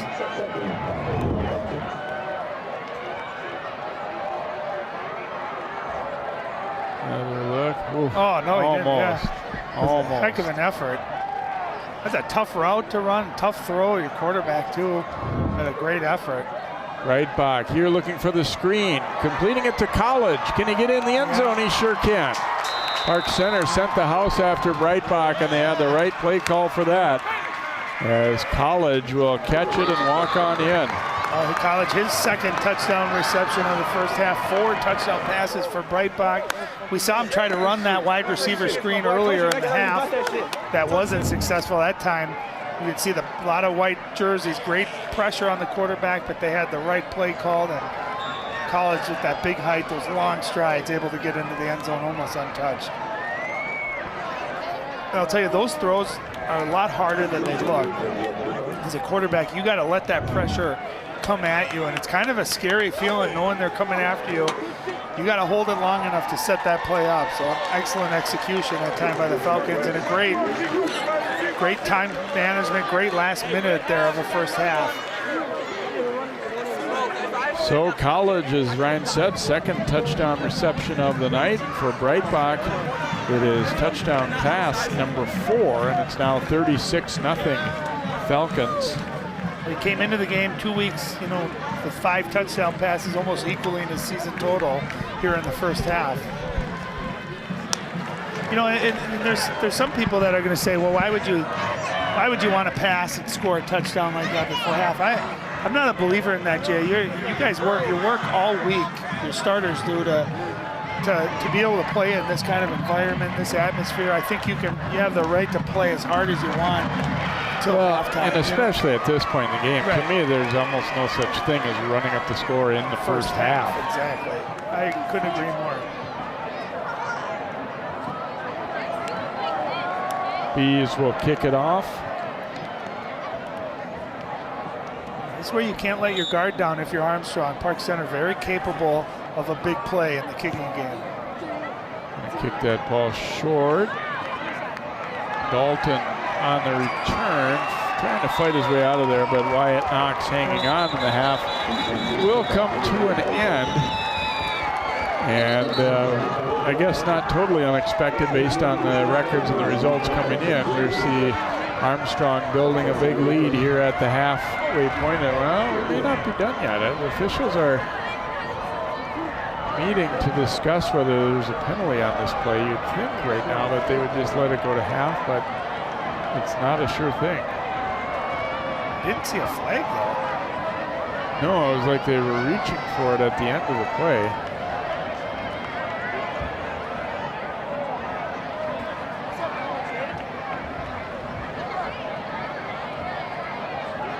A personal foul call against Armstrong.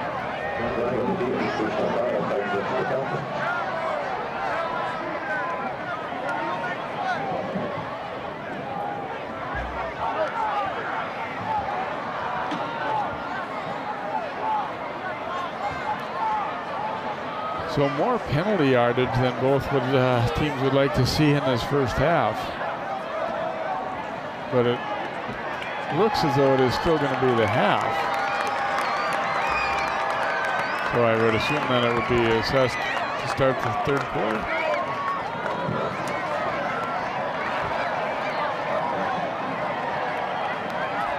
Long discussion with Coach Hagan there, but they are sending the teams to the locker room. I think it could end it on a penalty.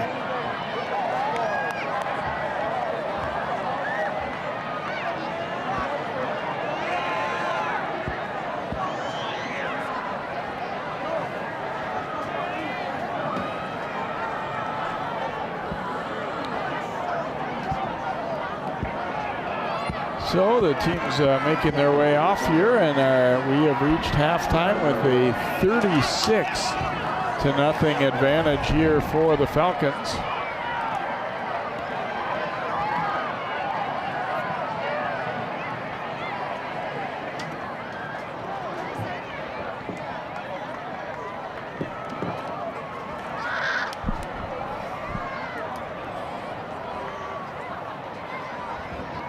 Marching band getting set to make their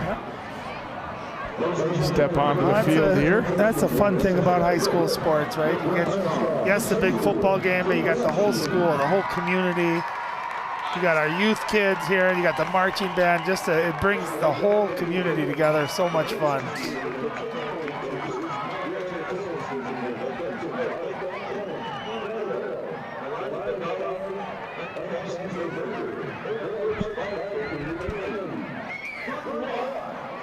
And we'll take a quick timeout and come back with more of our coverage here of Park Center Armstrong football.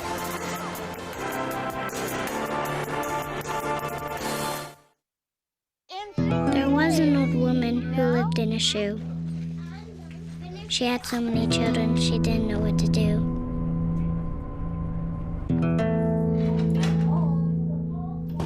She gave them some broth without any bread, and kissed them all soundly. Lights out. Good night. And put them to bed. Hunger is a story we can end. End it at feedingamerica.org. Meet the scan, a simple procedure whose mission is to detect lung cancer early.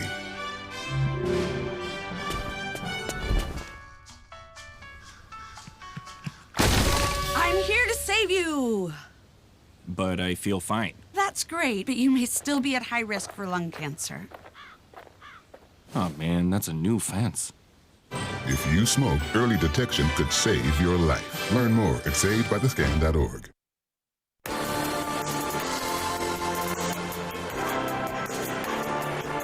Welcome back here to Armstrong. Let's go down now to Allie. Well, guys, I got to grab Coach here real quick. Coach, we're on here. Wanted to just check in. You know, the offensive struggles continue. You said that you guys really needed to focus on the run to set up the pass, but where have these disconnects been in the first half? Yeah, it's just, like I said earlier, 9 guys doing their job, 2 not, 10 guys doing their job, 1 not. We got to keep our composure for 1, and for 2, we got to really find some grit and some heart the second half. Did you see anything that you liked that you can bring into the second for your team? Yeah, when we threw it deep. Yeah. You know, that's always a positive thing. But we got to be able to put together methodical drives, and we gotta be able to grind stuff out if we're going to be a successful program. It's always hard to be down 36-0 at half. What's the message to the guys as you come over here, waddle over with your foot, to kind of keep them in this? Keep fighting. We just got to keep fighting, keep our composure. You know, these are the times in games like this where you got to work on stuff that you're not very good at. And we'll come out the other side eventually. Thanks for your time, Coach. All right, thank you. And thanks to Coach Salas. And again, Pirates fans certainly know, but Jordan tore his Achilles tendon over the summer. And Ryan, I know you went through that too. It's not a lot of fun. It's awful, and it's just one of those things too. You forget about it, and you just got to protect it, heal, let it heal, and one of the most awful things you can experience. So certainly pulling for Coach. And we appreciate him taking the time. Obviously not the most fun thing in the world when you're down big to talk to, but we appreciate that. No, that was classy. I thought he did a great job. You can see why he's a good football coach, positive, and he'll get this program turned around. I think that's the growing pains of having young players on your team. 36-0 Falcons. We'll take a timeout. We'll come back with more of our halftime and highlights and more here on CCX.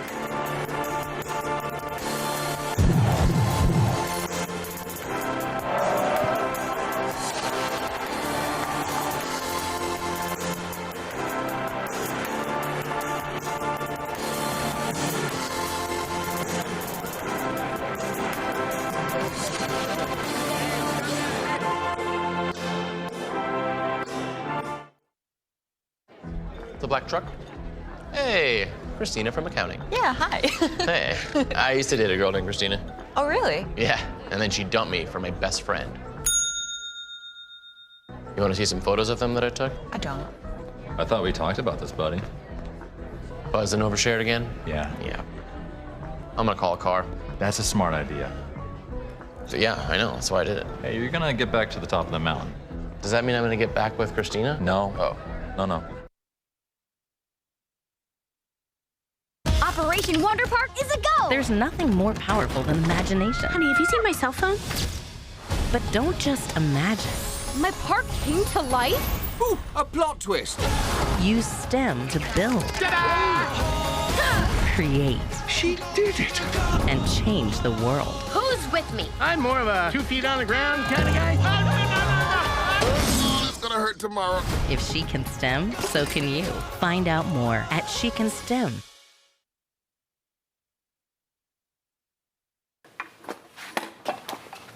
Did you hear about the pony with a sore throat? He was a little horse. Can I tell you a cat joke?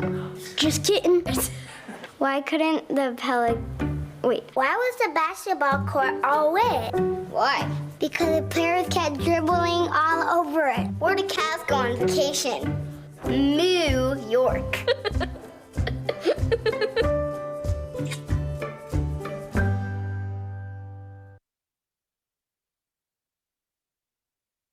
Because of you, I felt hopeless. I know it was a joke, but it still hurt me. Because of you, I felt wanted and not alone in this world. Because you said hi to me on the first day of school, I felt included and I knew that I was going to be okay.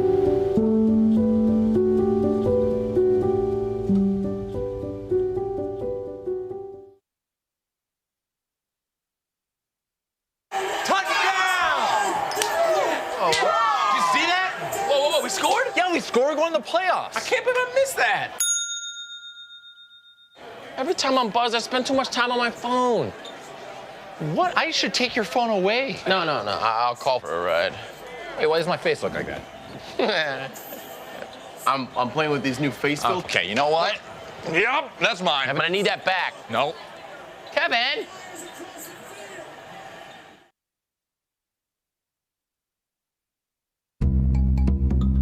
Sure, I look cute now, but when my owner lost his job, it was rough. I was living on the street, and one night, me and this Cocker Spaniel got into it so bad, I wound up looking like an ice cream cone. I cried a little bit, but thankfully I got rescued, so I'm running, I'm jumping, all back to my old self. And I'm ready to give unconditional love, even if you put a lampshade on my head.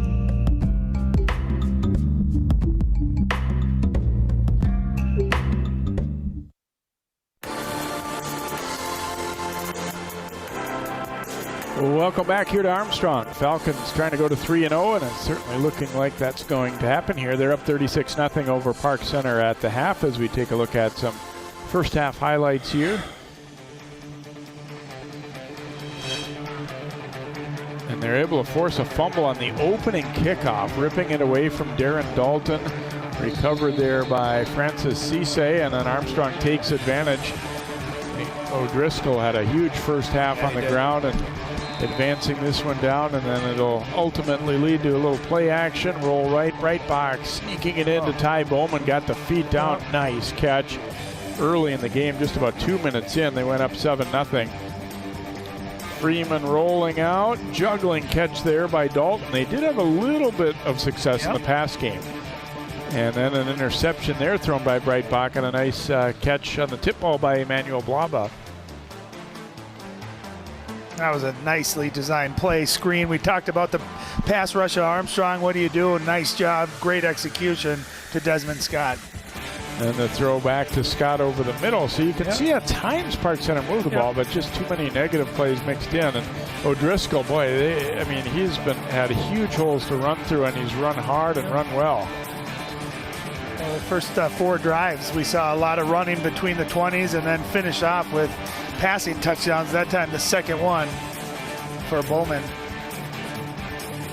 And another nice play in the air. Completion there, a 38-yarder down the sideline to Dalton. And Coach said, did you see anything you like? Ali asked him. He said that when we threw long a couple times. But another forced fumble there, recovered by Dace Francis for Armstrong. And then they go up top to College here. That one was early in the second quarter for the touchdown. And they get a stop with the safety. Hoskins and crew able to stop Scott before he can get out of the end zone. Caleb Jones getting a little playing time after his big game last week. He's got great speed too. And Breitbach giving it to O'Driscoll. And that one kind of fooled Park Center a little bit. I don't think they were looking for that play. And then late in the half, they go to College on the screen over the middle. And that one came with just a couple seconds to go before halftime to put them up 36-0. And you look at the stats, well, they kind of tell the tale there too, as they've outgained Park Center 309-82 by my unofficial count here. 15 first downs to 4, and obviously the 3 turnovers haven't helped. And you kind of hope things don't stay chippy in the second half. We saw the penalty totals really ratchet up late in the half, and it's kind of understandable when one team's way ahead like this. But you hope things stay under control here in half number 2. Yeah, the thing that really stands out, Jay, turnovers, of course, 3 for Park Center, obviously the first play of the game. But then you look at that minus 14 yards rushing. We talked that Park Center had struggled in the first 2 weeks. And here we are, minus 14, and you become one-sided. And with the defense as good as Armstrong is, it allows that pass rush just to be relentless. We're going to take a break, but first a little listen to the Armstrong band here playing at halftime of this one as the Falcons have a big lead over Park Center.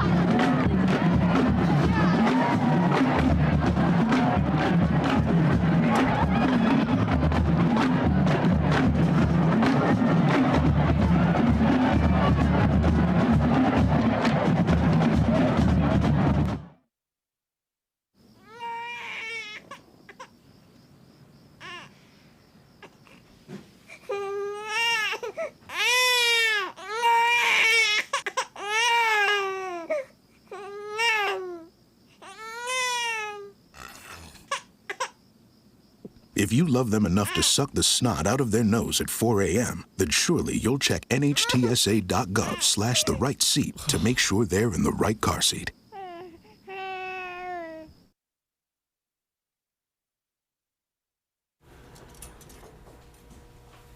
Get it.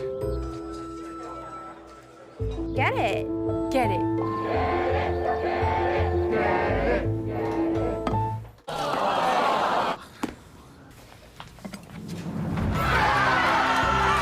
Give your town a reason to celebrate, because every Goodwill item you bring home brings job training and more to your community.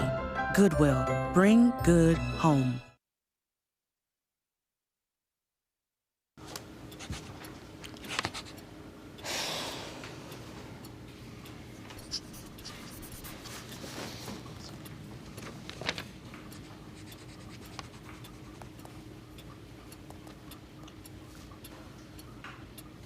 If you love them enough to relearn math so you can teach them math, then surely you'll check NHTSA.gov/the right seat to make sure they're correctly buckled in the back seat.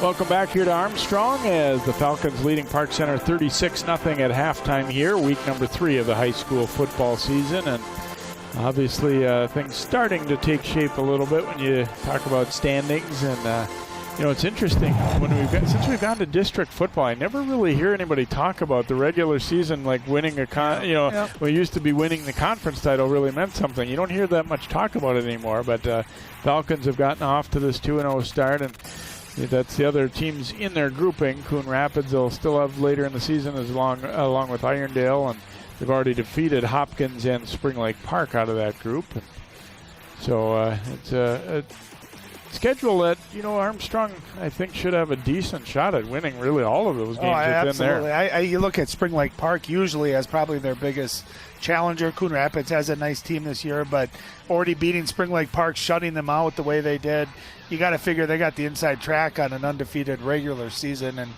I know coaches don't want to hear that, and they obviously would never share that with their players, but I've been really impressed with what I've seen tonight, Jay, on both sides of the football. Yeah, they've got a couple of opponents that aren't in that group that might present some pretty good challenge, though, with Chaska and Chanhassen. Yep. Well, we've got more games upcoming for you. Obviously, a busy fall season. It feels like it goes quick, but here's some of the games upcoming here on CCX. As we'll have volleyball action as Osseo takes on Park Center, and then some soccer middle of next week as rivals collide. Blake and Breck, and our next football game will be next Friday as Champlain Park, who's off to a 2-0 start coming into tonight, hosting Osseo, a team that's been struggling a little bit. We said don't want to bring this up too much, but the 3 District 279 schools all 0-2 coming into tonight, which has not been that common.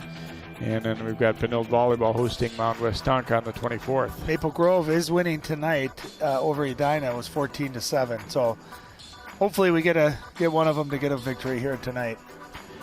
But it's a long season, Jay. Yeah, right? You're right. A lot can change, and it sometimes isn't just who you play, but when you play them too. Who's healthy, who's not, that kind of thing.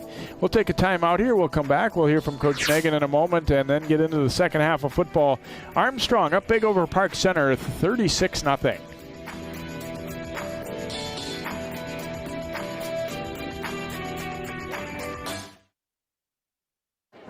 The black truck? Hey, Christina from accounting. Yeah, hi. Hey, I used to date a girl named Christina. Oh, really? Yeah, and then she dumped me for my best friend. You want to see some photos of them that I took? I don't. I thought we talked about this, buddy. Buzzed and overshared again? Yeah. Yeah. I'm gonna call a car. That's a smart idea. So, yeah, I know. That's why I did it. Hey, you're gonna get back to the top of the mountain. Does that mean I'm gonna get back with Christina? No. Oh. No. Operation Wonder Park is a go! There's nothing more powerful than imagination. Honey, have you seen my cell phone? But don't just imagine. My park came to life? Ooh, a plot twist. Use STEM to build, create. She did it. And change the world. Who's with me? I'm more of a 2 feet on the ground kind of guy.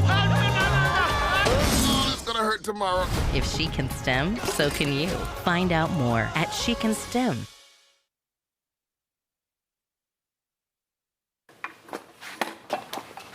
Did you hear about the pony with a sore throat? He was a little horse. Can I tell you a cat joke?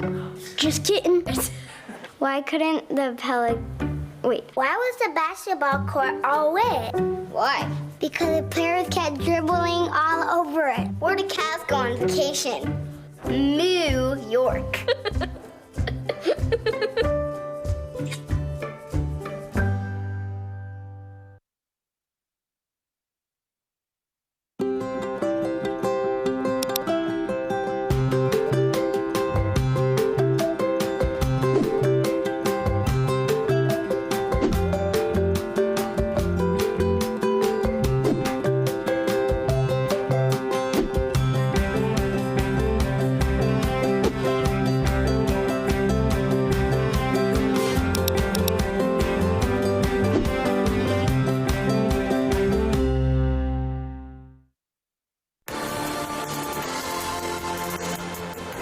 Welcome back here to Armstrong. Let's go down now to Alley with Coach Negan.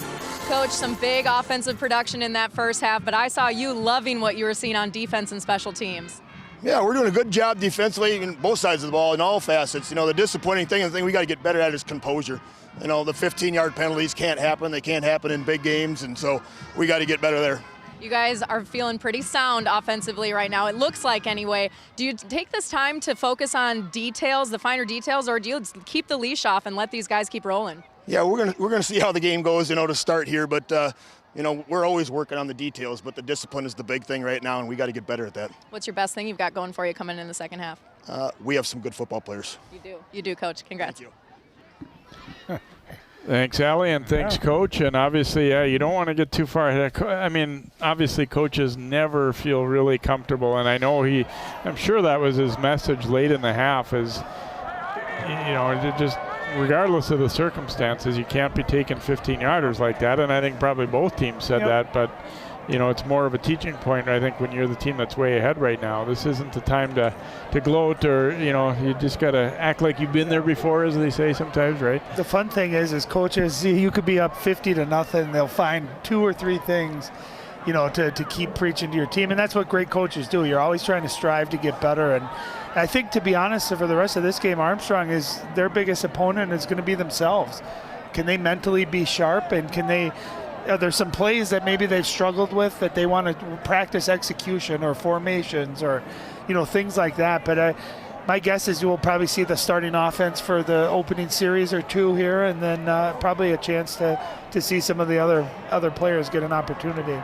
Well, the thing is, they've run the ball so well, too, that even if they go to, you know, mainly just handing it off, they're still potentially going to be gaining some yards based on what we saw in the first half. That O-line really dominated. I thought that might have been as good as anything that we saw in that first half from them, is the way their O-line got off the ball. And just a great rhythm, too. You know when you see offenses that are run and pass, and it just seems like everything's clicking.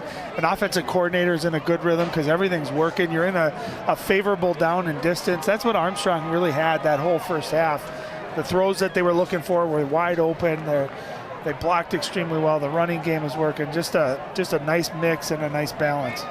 Well, see what's coming up for these teams after this week. It always feels like it goes so fast that you're already kind of into the middle of the schedule. Armstrong, I think a couple of, you know, relatively challenging games coming up as they go to Chaska next week and then at Irondale the week after that. So before coming back home here to take on Coon Rapids. And for Park Center, they I guess maybe can take some comfort in saying that they've probably seen a couple of the tougher teams on their schedule already, but they'll go hosting Forest Lake next week, then at Coon Rapids and at Hopkins on Friday the 4th. But they want to, you know, try and get something going in the second half to get something positive out of this half. So you know, you're not going to feel good with a loss, but at least you stay fighting and try and do something to get something going in the second half. Here's the thing, you may not win the game, but you can win this half. You can win this drive, this play, this quarter. Those are some great shoes. Don't you have those on tonight too? Those electrifying shoes. Very similar, right? Yeah. But that whole family's got some colorful shoes on. But if you're Park Center, you're trying to win the play. and win this half and come away, like you said, with something positive. I think with a young team that's making a lot of mistakes, the biggest thing that they can build is confidence. And, you know, whether it's one touchdown drive or maybe it's just a big play in the passing game or defensively, something that they can take away and build on. You talked about it earlier too, Jay. You said it's almost a timing. When do you play certain teams, and, you know, are they healthy? And, you know, Park Center, this is a group, they got great athletes. If they do figure it out and continue to get more experience, it could be a team you don't want to see later on down the road. It was when we were talking with Coach Salas before the game too, he said they got so many sophomores that are, you know, enthusiastic and excited to be on the team that you know, and I asked what the morale has been like, he said it's almost like they don't really know any better, that they're supposed to feel upset to be 0-2, that they're still just loving playing football and being here on the team and everything. So, and there's a great thing about that too. There's something innocent about that, right? You know, we're all competitors. We get caught up, and it's a, what have you done for me lately? But when you're young and naive like that, sometimes you just don't know better. And it's kind of fun, and you'll get to that. You'll build that confidence. And the only way you can do it is through experience. Well, as we talked about at the end of the first half, they are indeed enforcing that 15-yarder on Armstrong on this kickoff. So interesting to see if Park Center thinks about going onside kick here, as they'll be kicking off from midfield. Yeah, absolutely. If you don't get it, you're still relatively, you know, as a kickoff team, not terrible field position at the 35, 40-yard line. So, yeah, you wonder if they'll decide to go for that.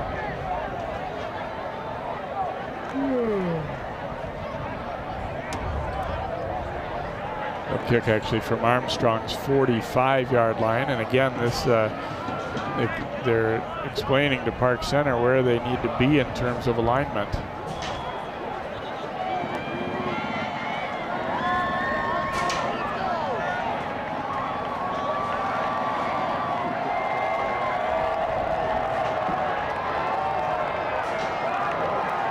Herrera getting set to kick it off here.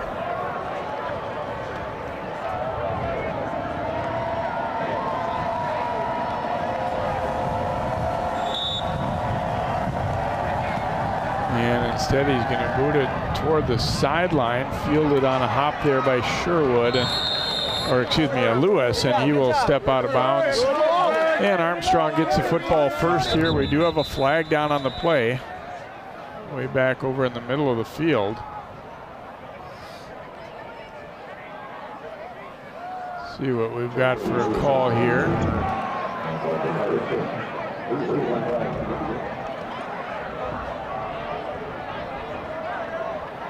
Going to be a personal foul face mask going against Park Center. So a personal foul to end the first half against Armstrong. Now we get one against Park Center. So it looked like they're going to be able to pin him deep after that kickoff, but instead it's going to be all the way out to about the, let's see where the spot is. Oh, wow, past midfield. No, I'm sorry. Just short of the 40. I'm looking at the wrong official there for a moment. Well, we saw Park Center with 6 penalties and Armstrong with 5 in the first half. Both coaches addressing, hey, we got to be cleaner, a little bit crisper, and they're on the kickoff already with the first penalty of the second half. Breitbach handing it off. Caleb Jones takes that handoff and will rush for about 5 on that first down carry. See Datavius Frierson in on the tackle. Good to see him. We haven't called his name a whole lot tonight. Hasn't had much of a chance. You know, in the passing game, Armstrong doing a nice job of pass protection, and I'll tell you, doing a really nice job is Breitbach getting rid of the football. Hand off to Jones. Oh, he was just tripped up. It looks like he might still have enough for the first down, but that one had a chance to go a lot farther, but somebody just reached out and grabbed a hold of his ankle as he went by. Or that one was going to go much farther. So it'll be a first down at the Armstrong 49. I'll tell you, this rhythm offense that Armstrong does, they're not huddling, they're going up, and Breitbach calling the play. They get into a really quick rhythm. You don't give that defense any time to rest. Caleb Jones down the sideline he goes as they're trying to rip the football free and staying on his feet inside the 30.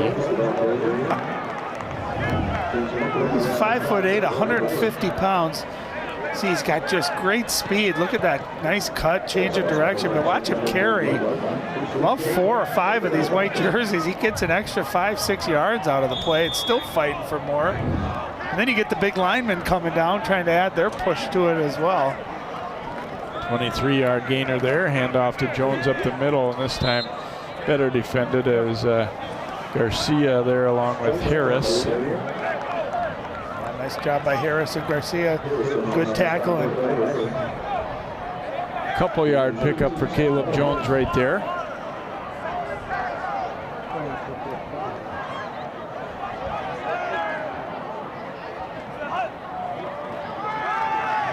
Sent Barrett in motion, then Jones comes free up the middle. Jones will walk in for the touchdown.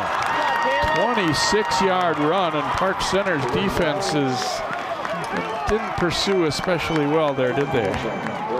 That just seemed really, really easy, and nice blocking downfield, and Caleb Jones just fast and speedy downfield, just kind of arm tackles.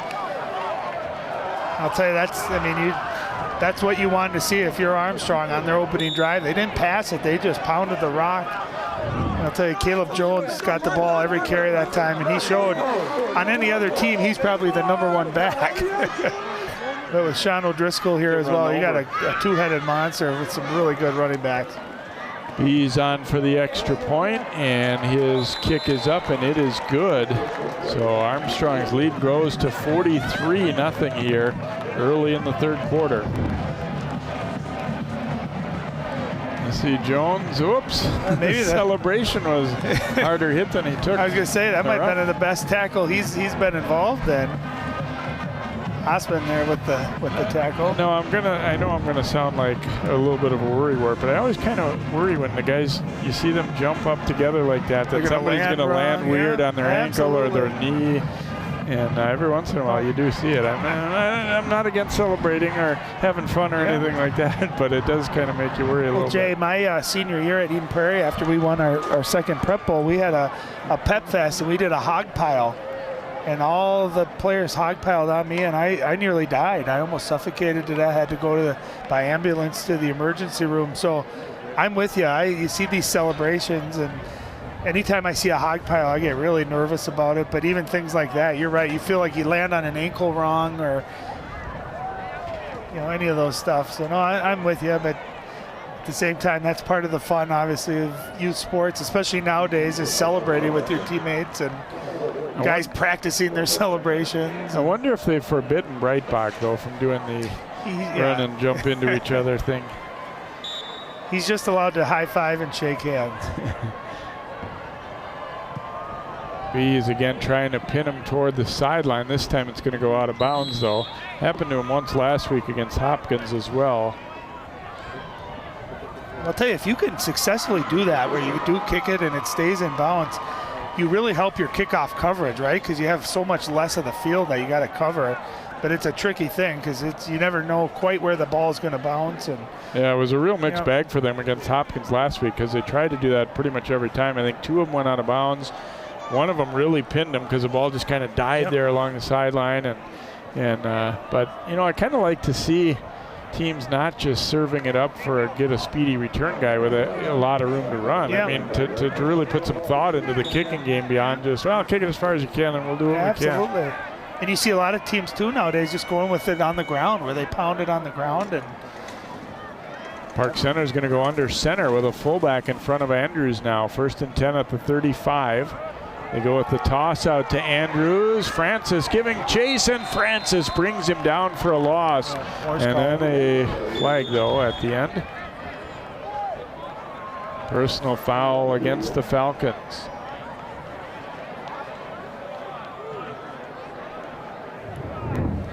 You can see they're going to get DJ Hurst here.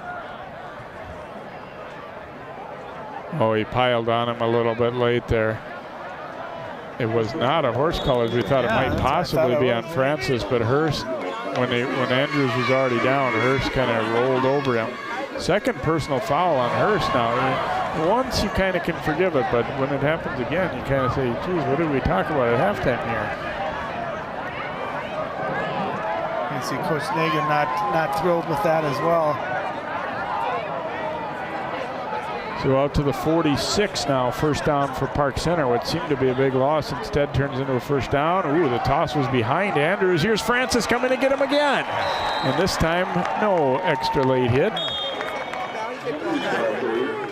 There'll be a loss of about 5 on that play. But Dace Francis has been all over the field tonight. Some with a fumble recovery, numerous tackles for loss. You can see a nice job setting the edge on the outside that time by Sherwood, and then Francis just coming right through the interior there. And I'll tell you, the thing that's impressive about Armstrong, Jay, is they're good tacklers too. They don't just get to there, they wrap up. You see a lot of guys that hit hard but don't wrap up or arm tackles. They've been very solid tacklers too. 2nd and 17 now for the Pirates. Play action here. Freeman looking to set up a screen, and is it caught by Francis here? Yes, interception by Dacian Francis. Did he one-hand that? Looked like he did.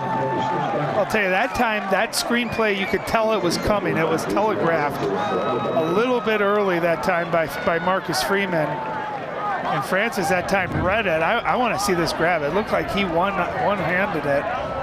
Look at the camera just staying on Francis. That's a smart play, knowing he's going to be around it. Look at the one-hand snatch. Wow. He's pumped up. Here's the handshake. Jay, we got to get a handshake up here, too. How do they remember that? I'm not that coordinated. I don't know that I could pull that off. New quarterback in for Armstrong, which I thought we might see. You know, let's run one good series, and that's exactly what we have. Oops, and then dropped by Quan Ward.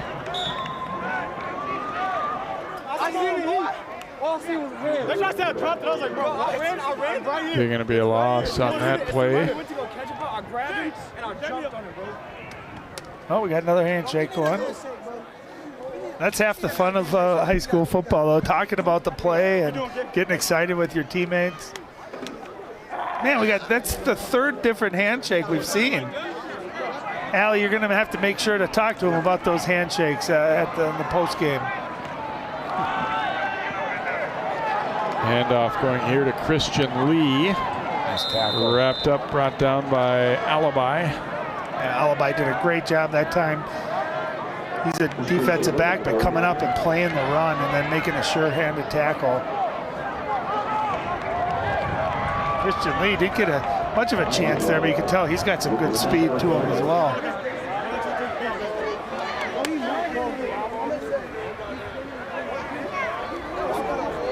Third down and long now for Ward. The Falcons offense going to go with a toss to Lee. Good pursuit there, and he is brought down by Harris for Pirates. We've called Michael Harris's number a couple of times, his name tonight. He's had a nice game for Park Center.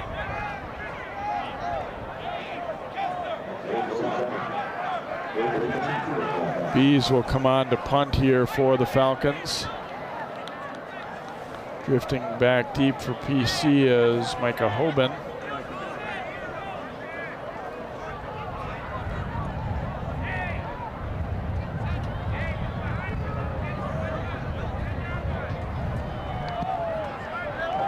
Gets away a very nice kick. And, oh, a battle for it. Recovered perhaps by Armstrong here, I think.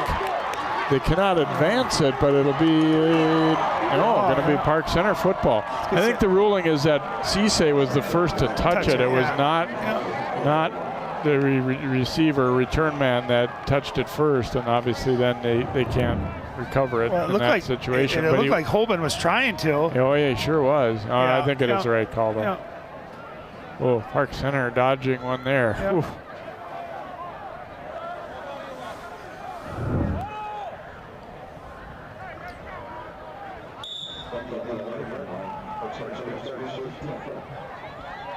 So the Pirates will have it at their 11. Been a long night for them, obviously, here at 43 zip. See if they can get a little something going here. Probably see some substitutions a lot for the Falcons, or both teams really, down the stretch here. But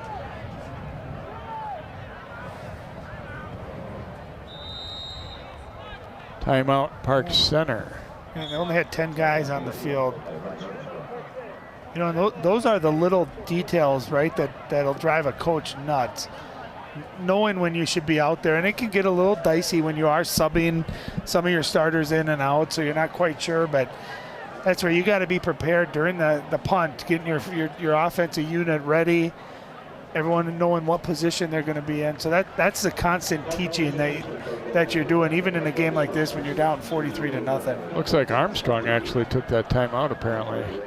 Don't forget to vote for the CCX Sports Play of the Week, as each week we have 4 candidates and you, the viewer, gets to decide for the Play of the Week. To vote, go to ccxmedia.org, then click Sports and Play of the Week, and it is brought to you by Chick-fil-A in Maple Grove. We appreciate them sponsoring our Play of the Week.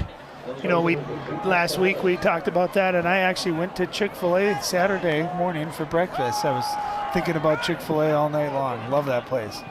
Pass complete as he finds Gonzalo Perez there.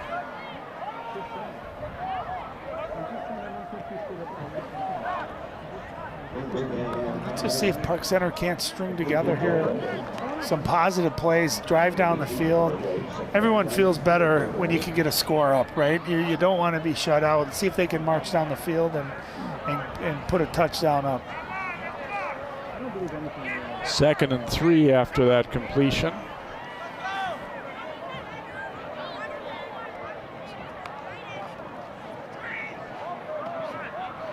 Handoff here going to Desmond Scott. Looks like he'll be shy of the first down by about 2.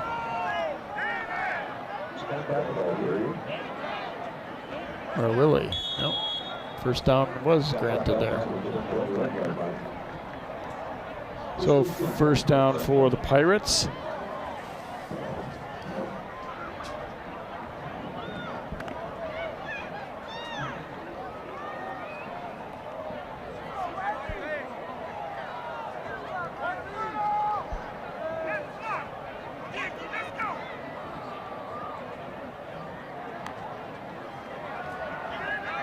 Freeman looking to launch it deep downfield, and it is intercepted by Sherwood and stayed in bounds.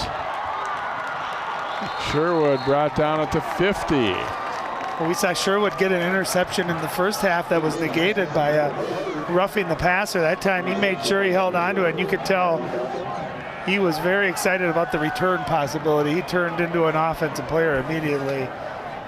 When Park Center wanted to take those shots, we heard Coach say at halftime, we want to take those shots down the field. That ball just a little bit overthrown. Nice job by Sherwood and some nifty footwork here to get about 10, 12 yards on the return. Well, and there could have easily been personal fouls after this play too. A couple guys were going at it pretty good, and I don't think they saw it. So first down at the midfield stripe for the Falcons, with Ward in for his 2nd series at quarterback. Fakes the handoff, he'll keep it himself, and Garcia brings him down hard after about a 2-yard pickup.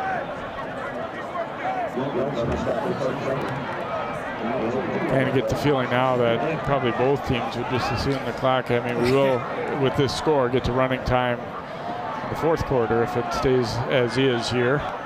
But it's the kind of game where you don't want anybody to get hurt now. You just want, and not take a bunch of penalties either. No, you're absolutely right. But you like the reps for your backups, right? Yeah. Because you never know, they might get a shot in a meaningful game down the road. And there's a nice push, nice run too. Lee able to pick up the first down inside the 40 of Park Center. You know, the other thing too is guys that are backups that get this kind of playing time. Next year, they're going to be, a lot of them going to be thrust into that role of starters, and it's a big deal when you play your first varsity game and you've never had any snaps. It's kind of overwhelming. So the more you can get them experience, get them plays in a real varsity game in front of the fans and on this stage, on TV, right? It's the better it is for them as well. But you're right, you don't want any injuries. I always felt like that was kind of an underrated part of a program like yours at Eden Prairie, that they had so many big leads that the 2nd and 3rd string guys when they came into their next year as a starter, they'd played a fair amount of varsity football. You know, okay, maybe you call it, you know, end of the game, garbage time, whatever. But you know, that's I think a valid thing, definitely for those programs that you know, the Lakeville North now and Eden Prairies. And a lot of times those backups were still going against the first team from the other defense, so they were, or the other team, so they were getting, you know, competitive reps. But I know, like my senior year, it wasn't until the playoffs that we actually got to play into the third quarter, you know, deep into the third quarter. So you're right, those are significant reps. Oh boy. Christian Lee takes the handoff, and the defense kind of knows the run's coming right now, and Garcia got there and stopped him. He was right there. Good pass rush, good push there in the interior. A lot of white jerseys in that backfield. There's probably at some point a little discussion among Armstrong. Coach, they're all coming, but you say still at 43-0, Yep. We're probably going to keep handing off even if they stop us a bunch of times here.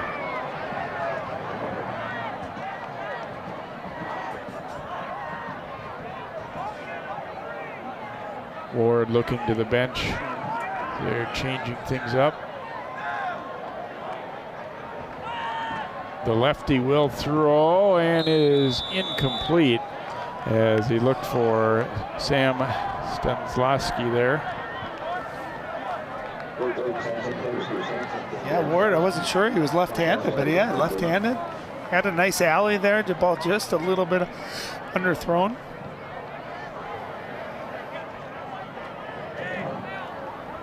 We saw a booming punt last time by Danny Bees, so let's see if we can get another big one off.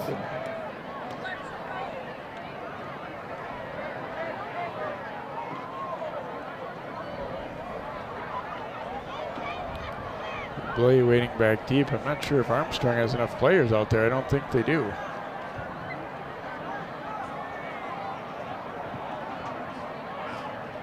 See where they're at time-wise here, if they'll still have a chance to get this one off or not. And they do. Low liner this time, and Blay's going to come up and field it on the run, and he is brought down. Nice open field stop there for Armstrong by Carlos Ayala. And looks like Blay is hurt. Hate to see that, especially when they're pointing at their knee. He had some good momentum there. He came up fielding that, got his speed going, broke through the initial pressure there, and then a nice tackle.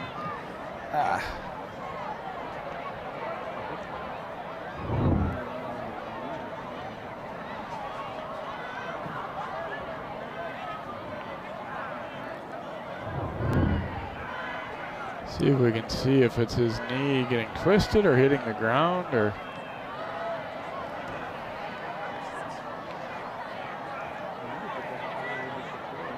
it's hard to tell if that got twisted or if it's how he landed on it.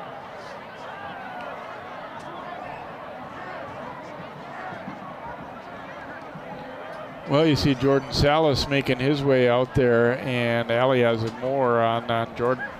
Yeah, guys, we were talking at halftime about how he ruptured his Achilles tendon this summer on July 12th. He was running through some practices with his team, and he said, you know, we were talking smack, and some of the guys thought they could take me, and so they decided to maybe do some sprint racing. And he said he lined up, he false started, and he said it literally heard like a gunshot pop from his Achilles. He said all of the guys were just absolutely in shock. He has had surgery. He's been in 3 different walking boots since the surgery. He's been going through rehab, doing physical therapy. He said, this is the most horrible, worst thing I've ever experienced. I wouldn't wish it on my worst enemy. And, you know, for all of that to come from some smack talking and being a competitor and wanting to take your guys on, I don't know if it was so much worth it, but the doctors are telling him that it could be another full year until he can even jog normally. So he's putting up with a lot on the sidelines. He said, my whole body hurts, man. You can watch him walking off now. That's tough to have happen with a whole season ahead of you. And one additional thing that you don't think about that I talked to Jordan about over the summer is you drive with your right foot for the most part. So that made that a whole lot tougher as well. And unfortunately, he's got to deal with watching one of his players, Amel Blay, being helped off now and not being able to put any weight on that left leg. Certainly hope that it's nothing serious for that young man. You heard Allie talk about it. Felt you almost hear a gunshot. You know, when I tore my Achilles playing basketball, I thought someone had thrown a dumbbell at the back of my leg. You hear that pop, and it's one of the toughest things that you have to go through, and you can't rush it through, right? It's not fun. No injuries are fun, and you certainly, I hate to see when young high school kids hold their knees as well. So first down from the 23. Freeman, time, throwing, and got it to Dalton. Wow, that ball was up in the air a long time, but he just dropped it in nicely over his shoulder. That was a great touch pass. I thought he was throwing it deep there, and all of a sudden you see I think he designed it to do that, but watch the touch here. He just drops this right out of the sky, perfectly thrown, and nice catch as well. Pickup of 7. He threw the ball a long way, but a lot of it was, you know, side to side. Handoff going to Scott, and he will be stopped after a minimal gain, if any, there. And give him a 1-yard pickup. 3rd and a couple here for PC. We go down towards 2 minutes to go in the 3rd quarter. 43-0 Armstrong our score. Freeman's going to swing it out. Scott. Hard collision there, and it looks like he should have enough for the first down. See where they spot this one. Be close. First down. Yes, they'll give him the yardage. I didn't think he had any room there, but Scott did a nice job of just lowering that shoulder and finishing that run off, able to pick up the first down.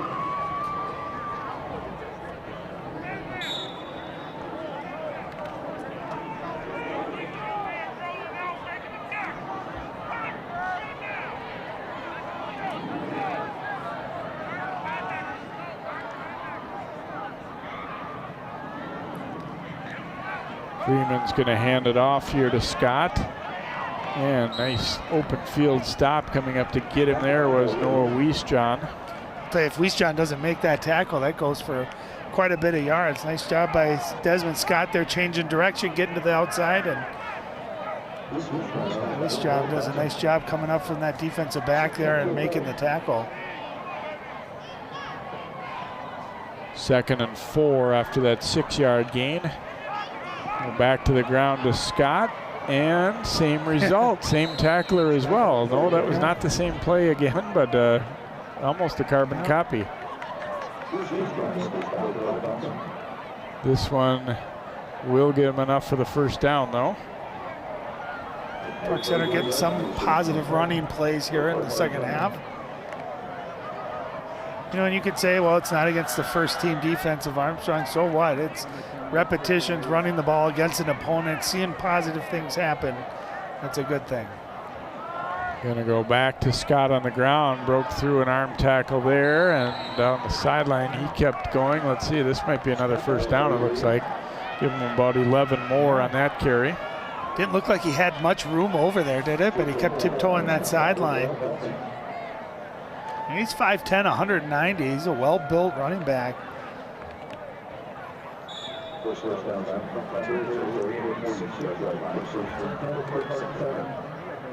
So they're at Armstrong's 46 now.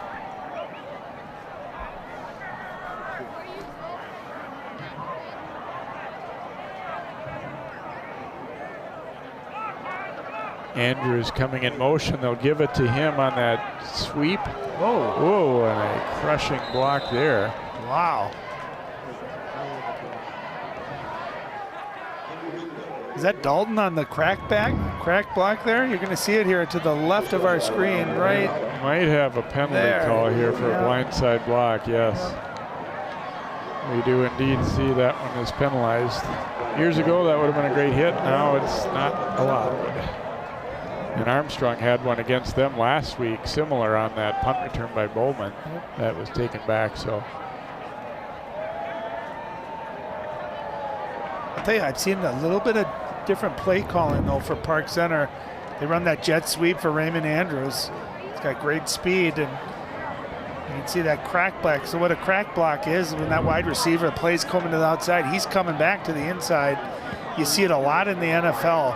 And a lot of times it's a blindside hit because that linebacker is running, he's not looking. You get a free shot on him, and of course now, especially in high school, that's a penalty.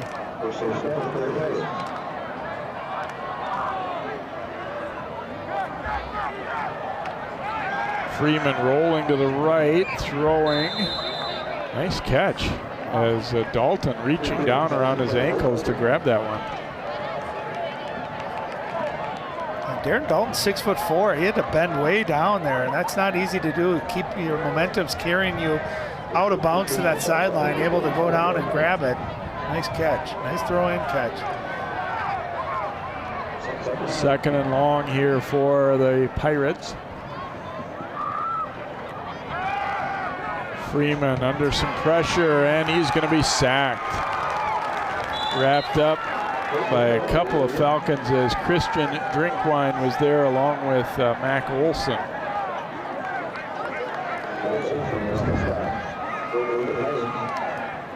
Trying to get outside of that pocket, Marcus Freeman was, but great pursuit that time. I'm sorry, James Ohm in there along with, not Drinkwine, Ohm in connection with Olson there.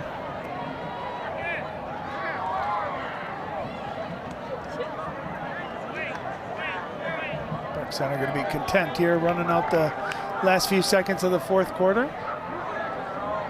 So we've reached the end of 3 here at Armstrong, and our score is Falcons 43, Pirates nothing. The 4th quarter is up next.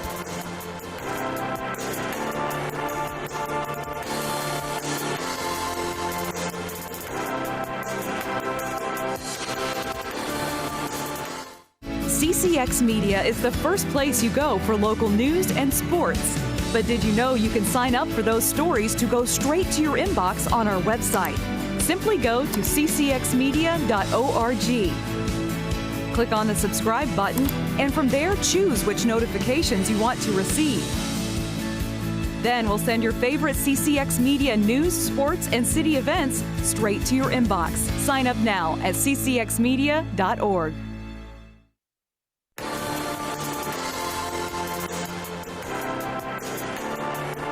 Welcome back. It's been all Falcons here tonight as they lead Park Center 43-zip, getting set to begin quarter number 4. Be a 3rd down and very long for Park Center, 3rd and about 28.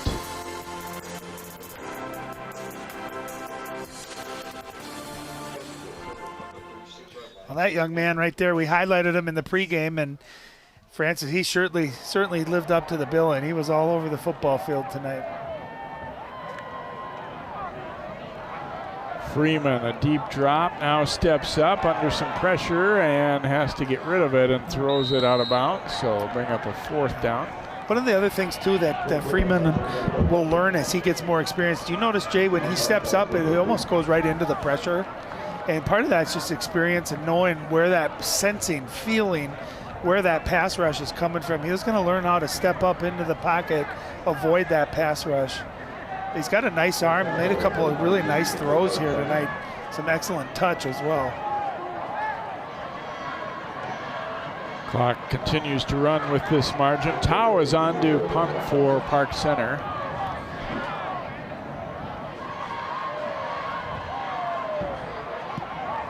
Boots it short and very high. Takes a great Park Center bounce though. No chance to field that one. It'll be down around the 25-yard line. Hey, as a punter, you don't care how it ends up, as long as you get that net yardage. And that was very high, and he got a great Pirate roll. About a 39-yard punt when all was said and done there.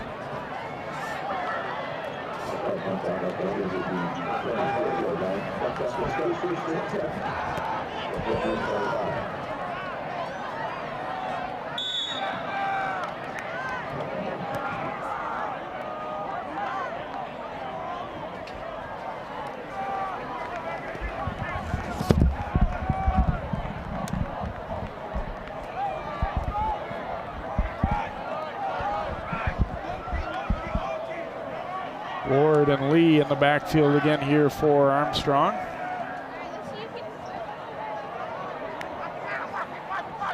Hands it off to Christian Lee. And sprawls forward for a couple. Corey Cartwright on the stop there for Park Center.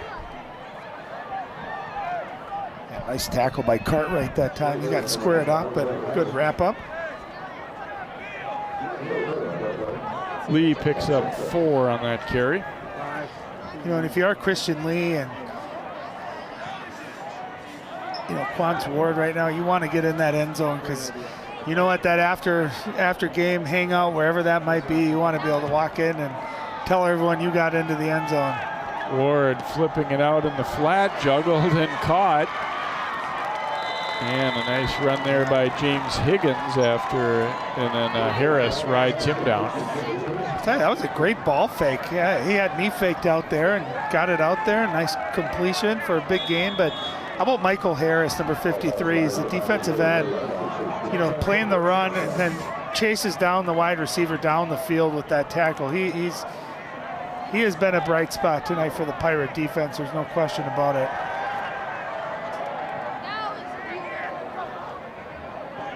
First down from the 44. They hand it off to Lee. Lee cutting it up, and he will be into Pirates territory and may very well have a first down here, it looks like, as he'll pick up about 10.5. Well, he's got great speed. You see him when he gets loose, able to get to the edge there, out to the outside, able to turn it upfield very, very quickly. Great speed.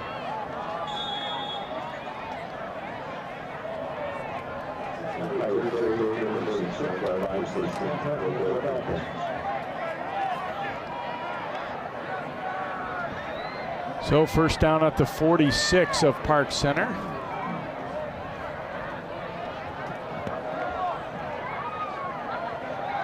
Ward is in some trouble here.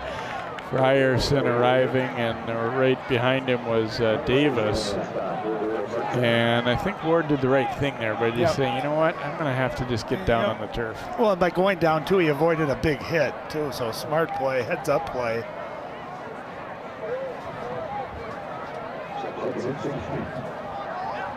You know what I do like to see, these Park Center, especially these defensive linemen, they're not quitting. They're still hustling, pursuing the football, going after the play. You love to see that. And penalty flag down here.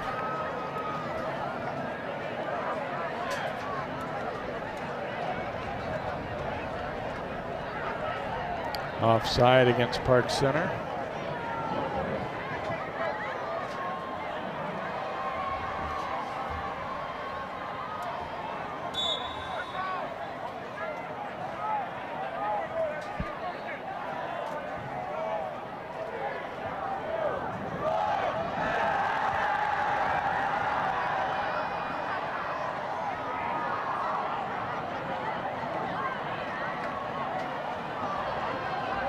Throw it in, gets the completion out there, and there's our guy Armand Walker that Ali talked about earlier, getting the completion or reception there. How about Quantz Ward there? A great ball fake again, rolling to his right. Has a left-handed quarterback. He delivered it right on the money, and Armand Walker, 6'3", almost 240 pounds. He's a big target. Getting rewarded there. Nice catch. Great play, great execution. On the 34 now of Park Center.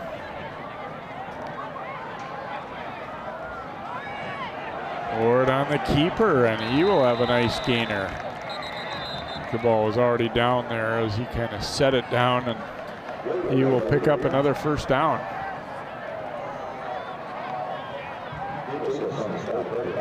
A great ball fake. Everyone going to the left side of the offense that time, and Ward decided to keep it. And he's slithery. He's not a big guy. 5'8", 135 pounds, only a sophomore. But he's got some speed too, and I'll tell you, his ball faking has been excellent here tonight.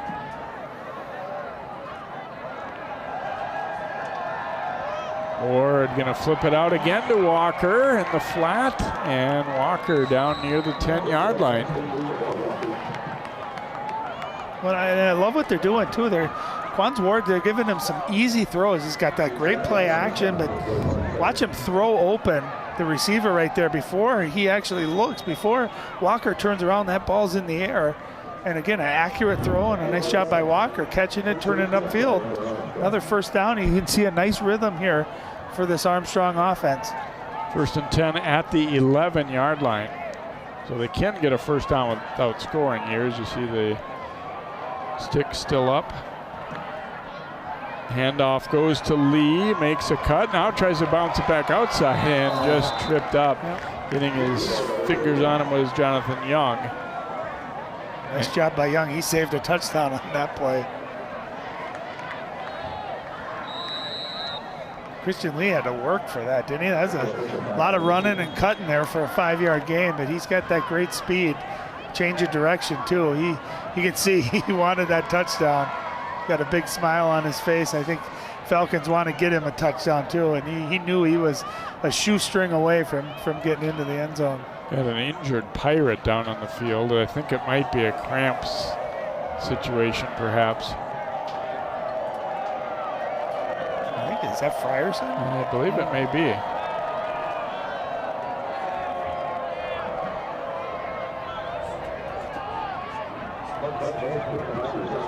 Yeah, you can see a lot of times when that leg is straightened like that, you know it's a cramp. Those calf cramps are not a good feeling. You see it a lot early in the season, Jay, when it's a little warmer and hotter and humid and guys aren't quite used to being in game shape, but usually week 3, it's a little bit cooler. You're used to playing a lot. You see them kind of dissipate a little bit.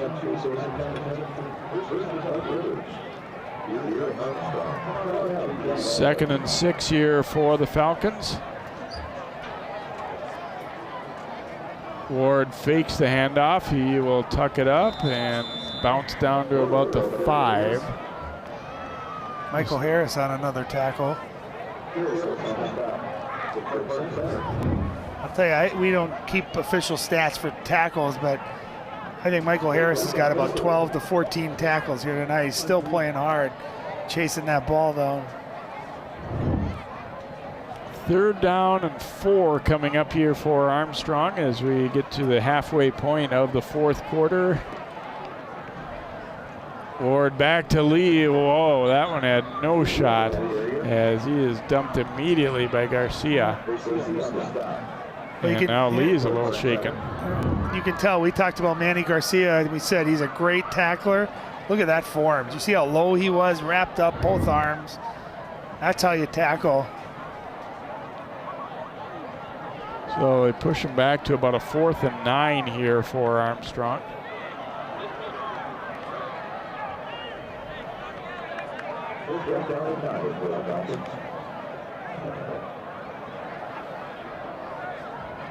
They have shown a willingness to go to the air a little bit on this drive. We'll see if we see that here on this 4th down play. Keep an eye on those great ball fakes, too. Ward's going to loft it up and bat it away there as he underthrew a little bit. He looked for his big target, Bees, the kicker, who's about 6'5", and also a wide receiver, obviously, but underthrew that one. It will be Park Center taking over on downs. I'll tell you, throwing a fade, it's harder than it looks. You can see it doesn't mean you throw it, you loft it that high up in there. You want it to end high where only your receiver can get it. You got Bees, 6'5", great length. That's where you want to throw it up a little bit higher at the point of catch and then let him go make a play. See what the teams in the area have on the slate for next week. Is this Park Center team hosting Forest Lake? As we said, Armstrong's at Chaska. Look at the rest of the slate. St. Michael, Albertville, and Wayzata could be an interesting one for sure. Both teams won tonight. Wayzata was down late and came back to beat Prior Lake. So number 3 versus number 4, STMA against Wayzata. High snap there. And Tyler Miller running the ball, 6'2", 225. You see the rest of the slate for next week. Totino Grace at home. Cooper's at Holy Angels. Breck will play Roosevelt. Benilde hosting Jefferson. Brooklyn Center at Academy Force. How's Totino doing this year? They beat Maple Grove. They started out 1-1. I'm not sure the result tonight, but they're going to be a little better year than they had last year for sure. fake the handoff here, and it's Hoban running as the quarterback now and still on his feet down the sideline. Hoban cutting it back and then thrown down around the 40. So a nice pickup of about 30 yards there. Yeah, he did a nice job. It looked like he was going to be tackled for a loss. Right there, it looked like he was going to go down, but does a great job of keeping those feet moving, and he's got good speed to the outside. And this is where, if you're that Armstrong starting defense, you start watching and paying attention, because you love posting those shutouts and seeing that 0 up there. And this is where you're cheering your guys that are getting time behind you, trying to tell them to hold on and don't let them get into the end zone. Handoff going to Miller here, and he is wrapped up, stacked up there for a loss. Great job by 99 James Ohm there, coming down the line there and just wrapping up. They're tackling a big running back. It might take a couple of red jerseys to bring him down.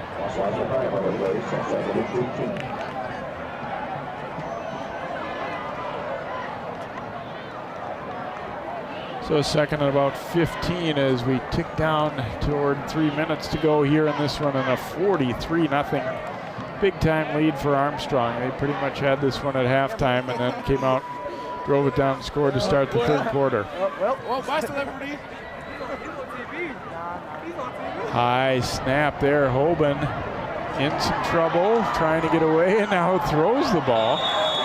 And they're going to call it an incomplete pass as Ohm got there again. That one was doomed from the start. The snap was high, then he ran into his fullback. I don't know if it was intended to be a pass play or not, but I guess you could say, made a smart play to get that one out of there. Probably in a different situation, this maybe would potentially have been an intentional grounding, but I don't think they're going to, with this score and everything, I don't think they're going to really look too hard into that. Kind of a dangerous throw, too, when you throw a blind like that. If someone was out there for Armstrong, they get an easy pick six.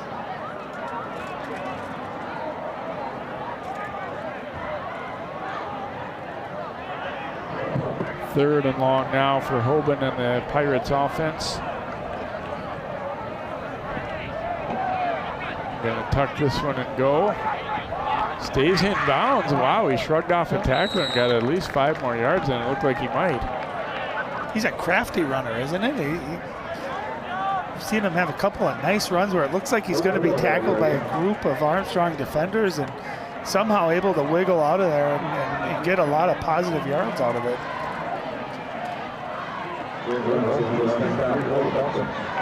Looks like they'll probably go for it here, might as well. Not any big reason to punt in this spot.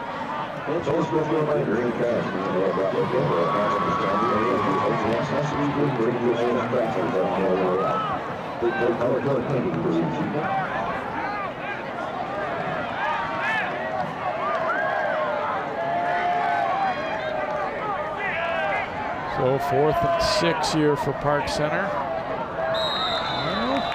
Had a defensive lineman jump, but it looked like an offensive lineman maybe lifted up too. No, first on the defense. Probably not enough for the first down, however.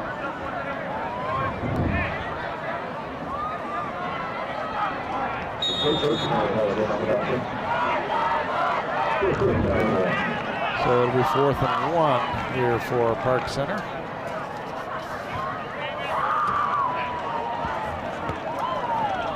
Hoban will have the first down. Dragged down by the jersey there by Cameron Click. It'll be interesting, Jay, to see Park Center going forward. You almost like the way their offense looks in the second half with Hoban carrying the ball at quarterback. What do you think? Giving them some positive yards. Yeah, I like the way he runs. Obviously not the thrower that Marcus Freeman is, but maybe giving them a little bit more balance. Miller takes the handoff. Ohm trying to get him down, and then finally some help arrives as the defense converges, and might be down to our final play coming up here. Well, just to give you an idea of how tough Tyler Miller is to bring down, Ohm is 200 pounds, and he needed a couple of extra red jerseys to help him bring him down.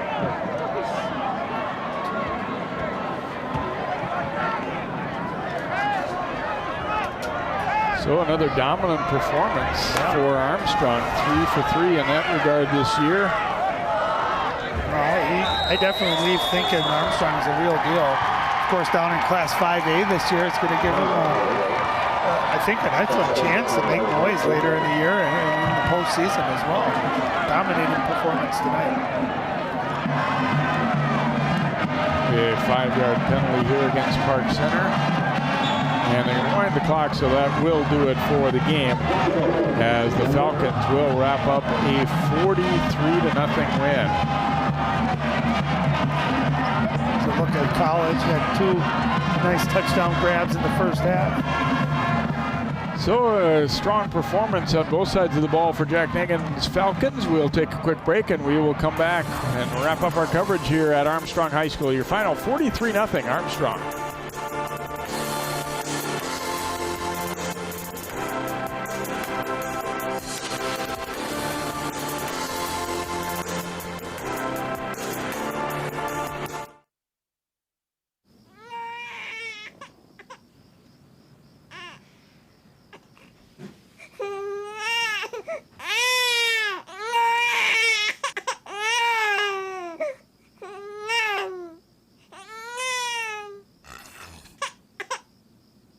If you love them enough to suck the snot out of their nose at 4 a.m., then surely you'll check NHTSA.gov/the right seat to make sure they're in the right car seat.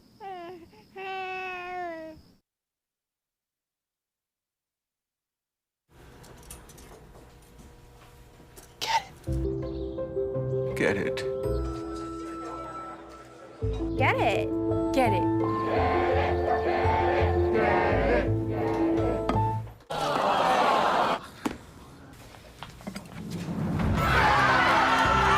Give your town a reason to celebrate, because every Goodwill item you bring home brings job training and more to your community. Goodwill, bring good home.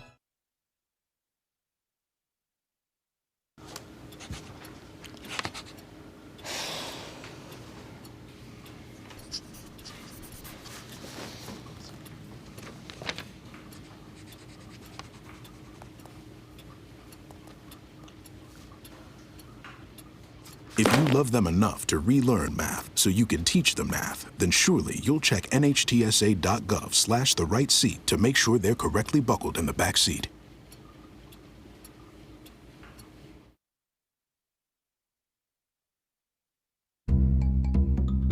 Sure, I look cute now, but when my owner lost his job, it was rough. I was living on the street, and one night, me and this Cocker Spaniel got into it so bad, I wound up looking like an ice cream cone. I cried a little bit, but thankfully I got rescued, so I'm running, I'm jumping, all back to my old self. And I'm ready to give unconditional love, even if you put a lampshade on my head.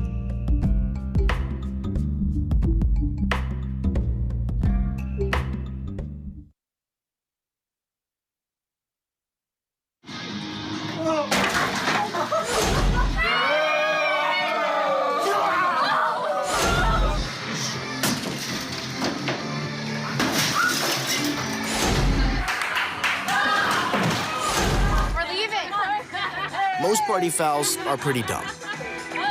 But if you decide to drink and drive underage, you could lose your license and your freedom. Underage drinking and driving. The ultimate party foul.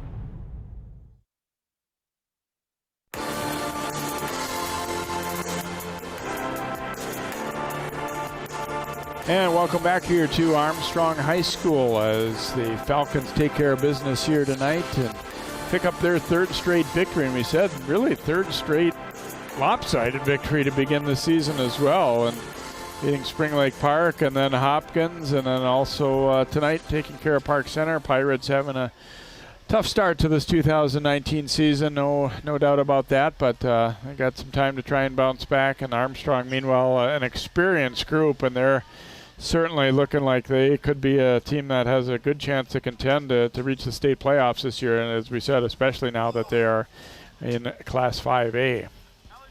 Let's go down to Allie now with a couple of happy Falcons. Yeah, guys, these are very happy Falcons. We've got 3 of them here because they all 3 earned it. We're going to start with Ty Bowman. Big weapon for the Falcons having you in the backfield. 2 touchdowns tonight in the first quarter, one of them for 17 yards. Why don't you take us through that one? It's pretty impressive. I mean, I just got my route, went to the outside. I saw Jake. We made eye contact, and he threw me the ball, and I made a play on it. And, yeah, our line did a great job blocking on that play, and, yeah, we came out with the touchdown. It's always that simple, right? But you and Jake, watching from the sidelines, it seems like you guys have a pretty crazy chemistry. Talk about that chemistry and why you guys are so effective in that pass-catch connection. We've been playing together since freshman year, so that helps a lot, and also been on varsity since sophomore year, catching the ball, and we see each other during the summer all the time. We go get extra work, and that all just builds up, and we can produce on the field that way. You guys produced a lot tonight. What was one of your favorite moments offensively? Well, it was really when our running back scored, number 25, Caleb Jones, and he came back. And he was just so excited to get a nice long rush and touchdown. We all jumped, and from there we knew the game was in our hands for sure. So. You almost got hurt on that celebration there. Yeah, I did see him fall, yeah. We're all good, Congratulations. We're going to now bring it over to Dace Francis. Defense, man. I mean, we saw what you guys did offensively, but you guys posted a big shutout tonight. Why were you guys able to be so effective on D? Well, going week to week, we always had a new type of theme throughout the week. What happened in the past, we can't think about that. We got to move on to the next week ahead. And we knew that we wanted to come in and make a statement, it being home against one of the teams that we felt more so something different in. We wanted to come in and make a statement right away, so that's what we tried to do. For you made a statement. You had a fumble recovery off of one of the plays tonight. You guys were just so sound defensively. What is something that you guys think that you want to continue to work on, though, so that you can bring this day in, day out? Because so far, you guys haven't had too big of a test yet. Yeah, well, I honestly feel like this is one of the biggest units I felt, more so as a family, as a defense, that I've been playing football since my entire life.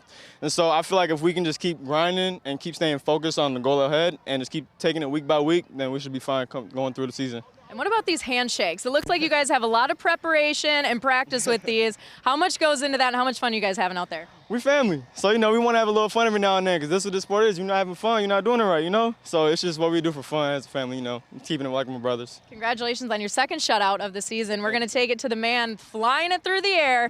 How much fun was this game for you tonight, putting up 5 passing touchdowns? Yeah, it was a lot of fun. Coach had a great game plan this week. And, the run game was really working. The O-line did a great job.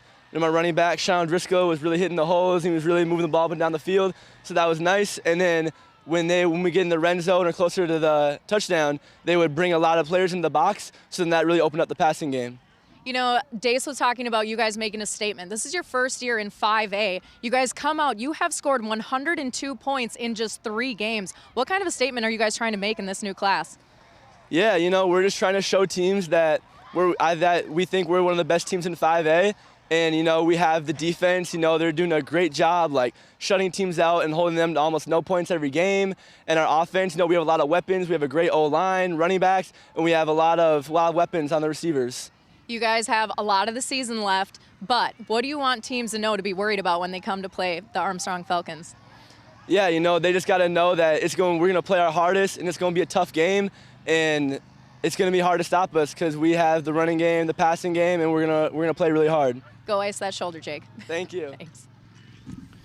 Thanks, Allie, and congratulations to the Falcons as they pick up, as we said, their 3rd win of the season, 3rd in impressive fashion. We hope you've enjoyed this one here tonight. Join us for more sports coverage next week, including our football game, which will be Osseo Champlin Park here on CCX. Again, your final in this one, Armstrong 43, Park Center nothing.